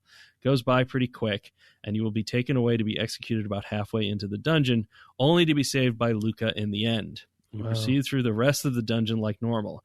It seems like there are two certainties in the Chrono Trigger world: death and dragon tank encounters. I can't think of any fun secrets in the ruined future time that you may have missed, but I found your reaction to Robo's gang beating very interesting. Yes, it's truly savage, but there is an earlier pair of scenes I always found much scarier. Within 10 minutes of the game, you get to see Marley ripped apart by her atoms twice. Once at the teleporter, and a second time after she accidentally gets her ancestor killed by taking her place. After you restore her, her first words are to tell you she went to where you go when you die, and it was a cold place where she couldn't see or feel anything. Scary. Anyway, I'm off to Magus' castle. Have a good week, gentlemen. James Roberts. So some good for folks who've played it multiple times.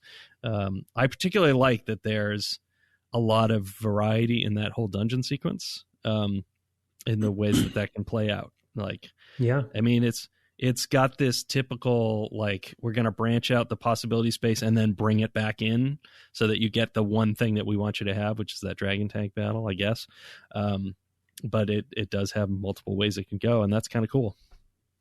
Yeah, I'm impressed. I'm with all of those variations. Pretty cool that they put it all in there. I mean, and it's, I guess that's sort of like water cooler or playground talk or something, because right. it's not, unless you, and it is a time when people are playing, definitely, they don't own lots of games, so you might play it multiple times for sure. And it sounds like it's not that long, so I'm sure I can totally see how it's just such a beloved. Yeah. Cool. Yeah. And James specifically maybe is a good person to sort of write back in on if he wants to, on sort of his opinions of active time battle and how, as a master of the game, how, which he prefers and what his opinions are. I'd be interested to hear. Yeah, for sure. I mean, anyone really. And I'm looking forward to, I think that's probably discussed in this book I've got as well, or possibly in this book referred to in your next email. I see this. There? Okay. So the many subject is the many surprises of Chrono Trigger from Patrick Holloman. Holloman? Probably Holloman. We heard from him a long time ago. I can't remember. Yeah, sounds familiar. Yep. It's been a couple of years. Hey, Brett and Tim. I'm having a good time listening to you guys talking about your expectations for this game. I want to say that that you're in for some surprises and not the ones you think. Okay. In my book on Chrono Trigger, my overarching thesis was that the game is all about setting up player expectations and then brutally subverting them. 13 years before anyone uttered the words ludonarrative dissonance, the dream team behind Chrono Trigger was employing the phenomenon in a very forward-thinking way. I think it might actually enhance your enjoyment of Chrono Trigger to be on the lookout for one of its greatest artistic achievements. At the midpoint of the game, there is a powerful moment that feels both surprising and inevitable. You'll know it when you get there. Ooh. I'll check back in with you guys after you're past that point. Once you are, there's an even more interesting way of looking at the overall structure of Chrono Trigger, but it involves a lot of spoilers. Thanks for the podcast, Patrick's. P.S. The book is Reverse Design, Chrono Trigger, Chrono Trigger, now in print. Link in the show notes. Brett says, yeah, Reverse Design. I like the sound of that. So that's the book you're saying you have. Yeah, that's not the book I have. I actually have one. Patrick has his available both as PDFs and off of his website. So I don't remember if there's hard copies, but it sort of sounds like that from that PS. But I will put that in the show notes. No, I have the boss fight books. Yeah, right. That I mentioned last time, which has a hedgehog on the cover, and I'm not sure what that's a reference to. Maybe that's a thing coming up. I can't remember. Is he blue? No. No, it's an actual like nature photograph of a hedgehog, but it's like against the white background. I don't remember the other covers from this series, but I feel like they do have things on them that are relevant to the books in question. So I'm wondering what that's about. I hope so. Yeah. because I think the Earthbound one had a like a baseball bat on the cover, which is Ness's weapon. Huh. Yeah, so interesting. A lot of writing about this book, about this game. It's one of those games. Yeah. So I have the last email. This one actually is on a topic for a little bit of discussion. The subject is of spoony bards and jelly-filled donuts from Gothic Chocobo. Hey, Goth. Dear Brett and Tim, regarding translation and localization, from a young age, I've loved Japanese culture. As an adult, that love has only grown. And one of the things that has kept me so interested in the Japanese culture is that it feels so different from my own culture. So something that I don't completely understand is localization. It feels like there are two sides to localization. The first being cultural references or items that foreigners wouldn't understand, and the second being things that don't match up with your current culture's sensitivities. Regarding the first side, because I've come from manga, which generally just has editors, translators' notes to explain references, on the whole, things don't get changed to something that the reader would understand, but instead the reader learns something new about that cultural reference. And regarding the second point, it feels like the localization team are required to pick and choose what parts of the original creator's culture the consumers are allowed to be exposed to based on the cultural sensitivities of their culture. I know that this is probably an oversimplification of localization, but I feel that in general, this is the case. Though consuming media from somewhere else, or rather through consuming media from somewhere else, we are exposed to a culture other than our own. But localization feels like it is the process of taking out or skipping over parts of someone else's culture that we don't like or understand. Personally, if I have chosen to consume media from a different culture to my own, it is because I'm interested in that culture and want to learn more. I don't know if video games could easily add something akin to translator's notes into them, but I feel that with today's technologically connected world, there's no good excuse for a company to put out a badly translated game. I'm sure that there are examples of positive localization that aren't covered by my previous statements, and maybe I just consider them part of translation instead of localization, but I would love to know that the content that I am consuming is as close to the original work as possible if I am not able to understand the original content. Still, I at least have one thing to thank localization for, putting me on the track to learn Japanese. I hope that one day I will be able to play an untranslated Japanese game, but given my current rate of learning, I don't think that will be happening anytime soon. Many thanks, Gothic Chocobo. Yeah, so I have some thoughts about the second part issue, right? I mean, I think that that's a thing that comes up from time to time in the ways that, in particular, Japanese culture and American culture differ, or Western culture more broadly. Do you have any thoughts off the top, or should I dive in? No, go ahead and start, and I have a couple maybe.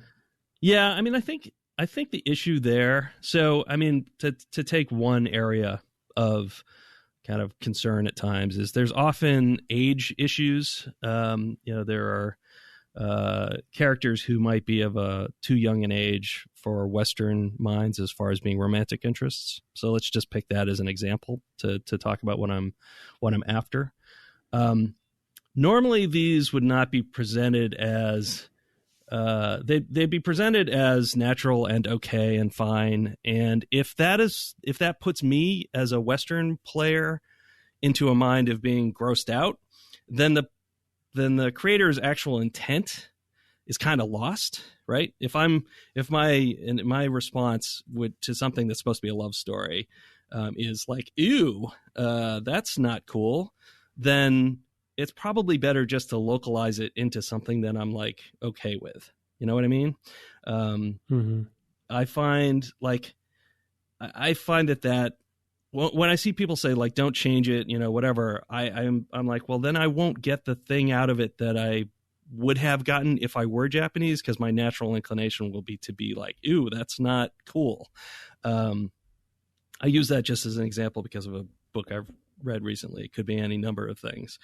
But I think that what the localization team has to keep in mind is like what the response is meant to be in the player, rather than communicating something about the culture, because the work of art is supposed to communicate a series of emotions and not necessarily teaching about the culture. I mean, I think it's great to supplant that and to know if you're interested in these things, to like know about it and go and read about it, and maybe having a version of the game which is straight translated, and being aware of that, or having some means of being aware of that would all be nice options. Of course, those all cost money and all that stuff, but I feel like that's sort of like listening to the director's commentary on a film. It's not the natural approach to playing. You're going to sit down and play the translated game or localized game. So I guess that's kind of where I come down on it, that I'd rather get the creator's emotional truth across, if it were my job to do, than to possibly turn off people. Because another example that came up recently is I was playing Persona 5, and there are a couple of characters in there who are basically homosexual tropes. They read that way. They are specific references, I learned later, to Japanese entertainers who had those personas.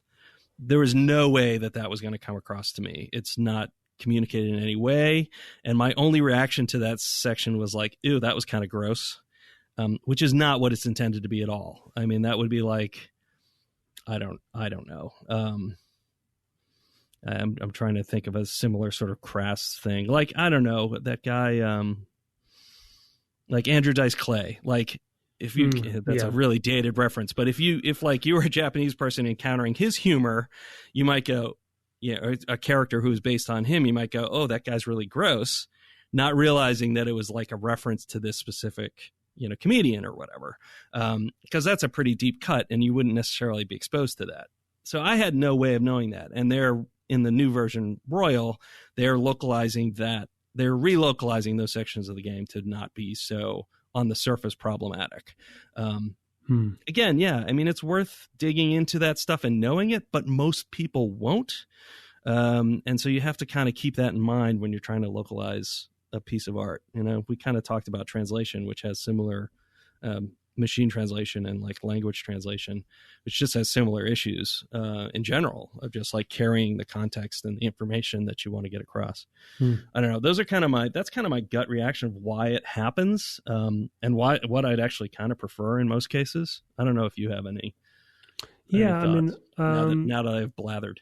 No, you haven't. No, I think you made so I think I would just add like a similar, like a different direction at coming at sort of a similar answer, because I think you said it well. And ironically, as the creative guy, I think that your answer is appropriate for what would come to my mind. But coming at from a non-creative perspective that we might have talked about before, and because Gothic kind of asked, I think he posited the question is sort of like, why would you not do this? And I think, unfortunately, because I know where he's coming from, and I agree with him in many ways, as someone who is also interested in different cultures as much as possible, I think you're maybe in the minority, unfortunately, of somebody who would play a Japanese game specifically because of the cultural references, because you have an interest in it. And the direction that I want to come at it, the why answer from that's different from Brett's is actually more from a business and marketing perspective. The thing that we have to remember, and there's always that, there's, as Gothic would probably know better than anyone, there's always that sort of question on whether a new Japanese game is going to be localized or not and come to the US at all, right? Like, for instance, the what is that? The Yakuza games are notorious for like, is the new one coming or not? Right. And a localized game, even though it's already done and been released in Japan, it's still, the localized version is still a product. It is still, and I'm sorry to kind of break it down to the business side, which is like not what he wants to hear, but there's still a business and marketing question that comes up with it. And so when you localize a game, you have to do, you have to do the ROI on bringing that game to another territory. And so if you are doing that, you want that to do as well as possible, right? You want to sell those copies. And so the localizers have to actually, like Brett said, have to basically analyze the game to figure out how to make this game that isn't built on the culture, of the company the country they're localizing it to, in this case the U.S., and say to themselves, okay, how many Gothic chocobos do we have out there who just want sort of the specifically unedited version? And then to Brett's point, how many people out there do we want to sell it to? Usually going to be way more than there are Gothic chocobos out there to make it worthwhile of even porting over. Localization is not cheap, by the way, especially if you do voice. And so they have to make a business case and a marketing case, because when you sell any game, you have to basically do your own analysis of what your player base and audience is going to be. And same thing for localized, okay, we're going to have Yakuza come over to the US. What is that audience like? What do they want? What do they like about Yakuza? We have to localize toward that. And all I'm just saying is that there's a business element to localization. It's not just about authenticity. It's actually about selling copies. And so they have to think, like Brett said, not just about sensitivities, but also about what would actually be appealing to people, because there could be certain things that, though Gothic is really into and wants to know more about Japanese culture, a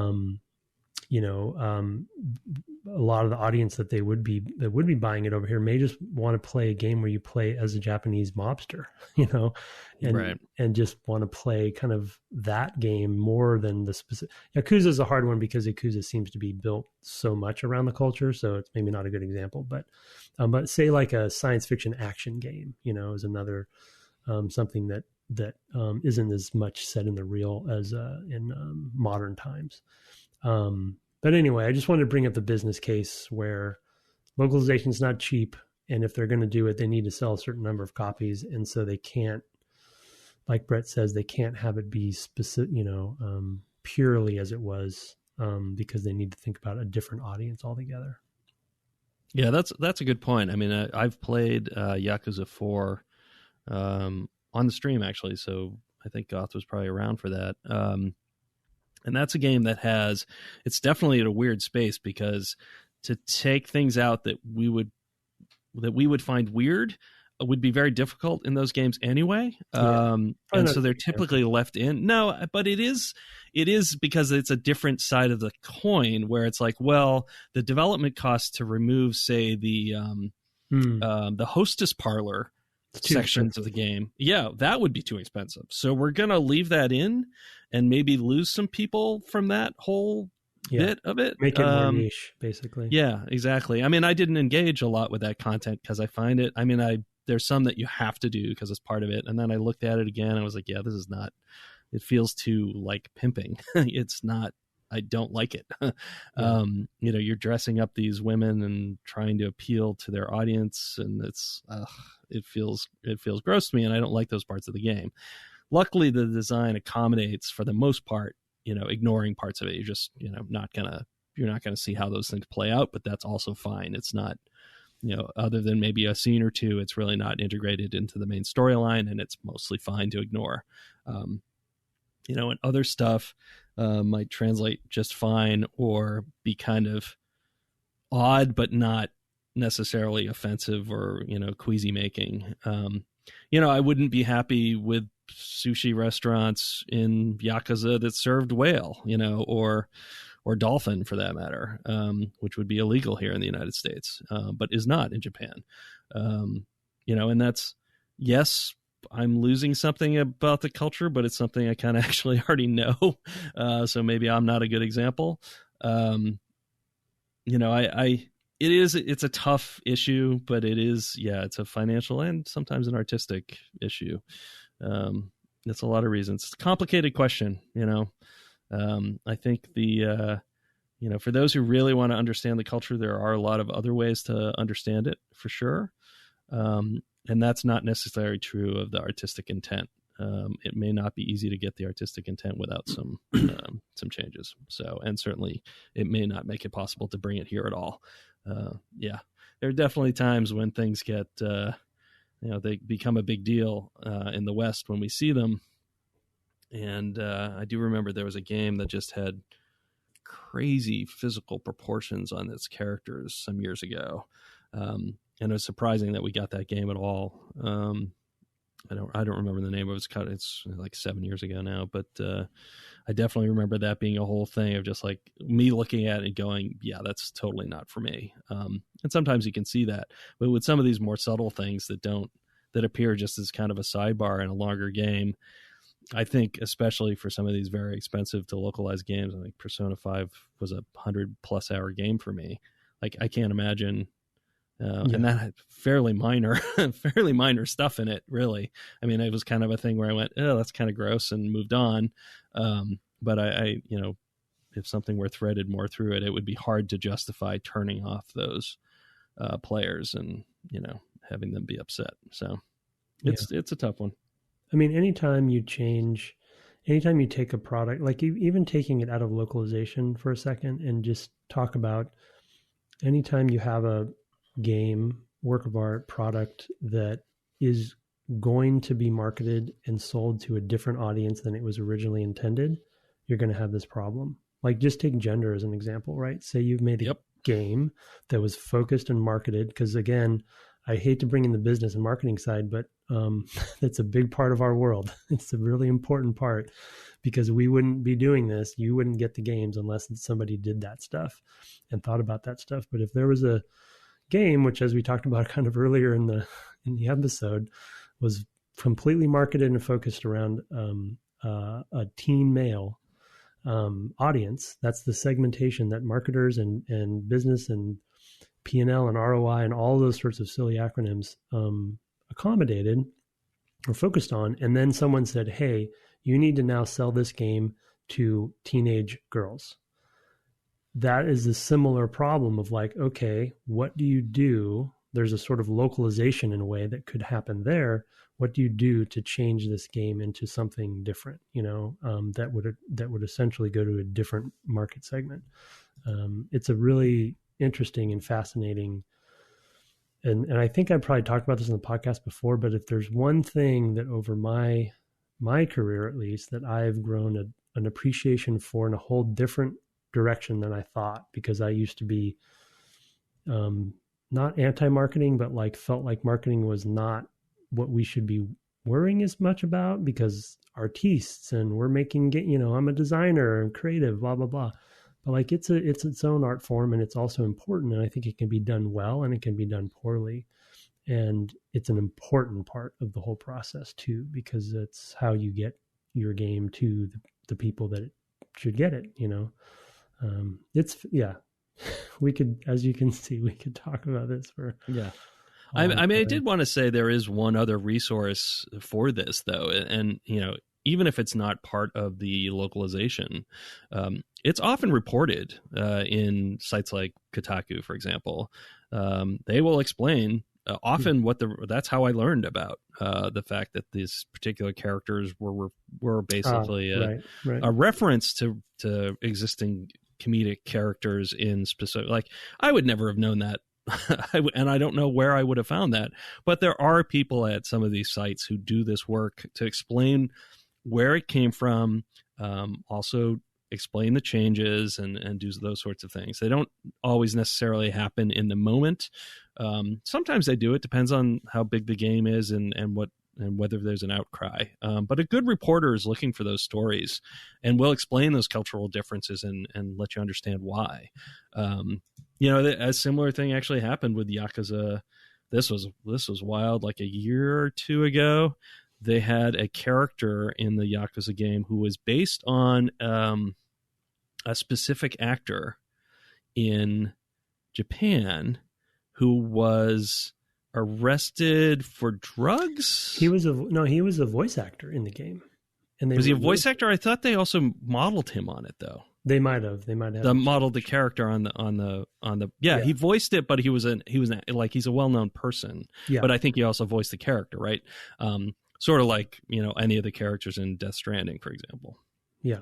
Based on his criminal activity, they removed his likeness and voice acting from the game. That was such a big deal for them. Whereas here, like, can you imagine like I don't know, Robert Downey Jr. or something playing an Iron Man character in a game, and then he falls off the wagon? He's somebody who's had addiction problems in the past. They wouldn't rip him out of it. Like, that's something that we would probably not do. Yeah. It's the same, So Japan did it with its own work, because they felt that the backlash of that would be significant in their own culture. So it sometimes even happens there. I don't know. It's, as you're hearing, it's a big, complicated issue.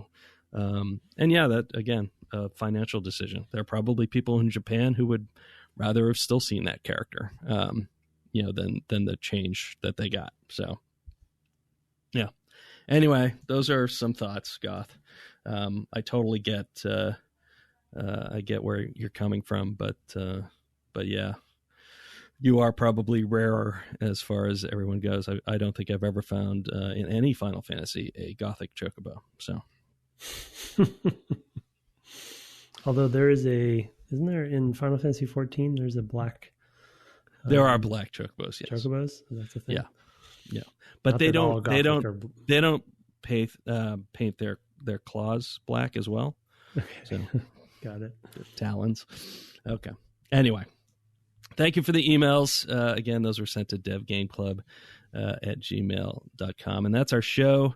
I did not look up where to play to next, so look for that on the Twitter account.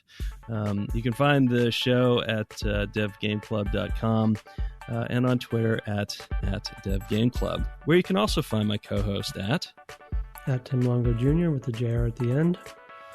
And not at the beginning. You can find me streaming Twitch weeknightly. I've been playing Metroid Prime 2 Echoes currently. And next, it looks like I'll probably be playing Wasteland 2. So you can find me playing those weeknights at twitch.tv/Brett Duville. I want to shout out, we don't often do this, but we'll probably make it part of it. The music you're hearing underneath is by Kirk Hamilton, who wrote our intro and outro. And of course, that was commissioned by a friend of the cast, Aaron Evers. Thanks so much to both of them. Thanks so much for playing games with us this week, and good night. Good night.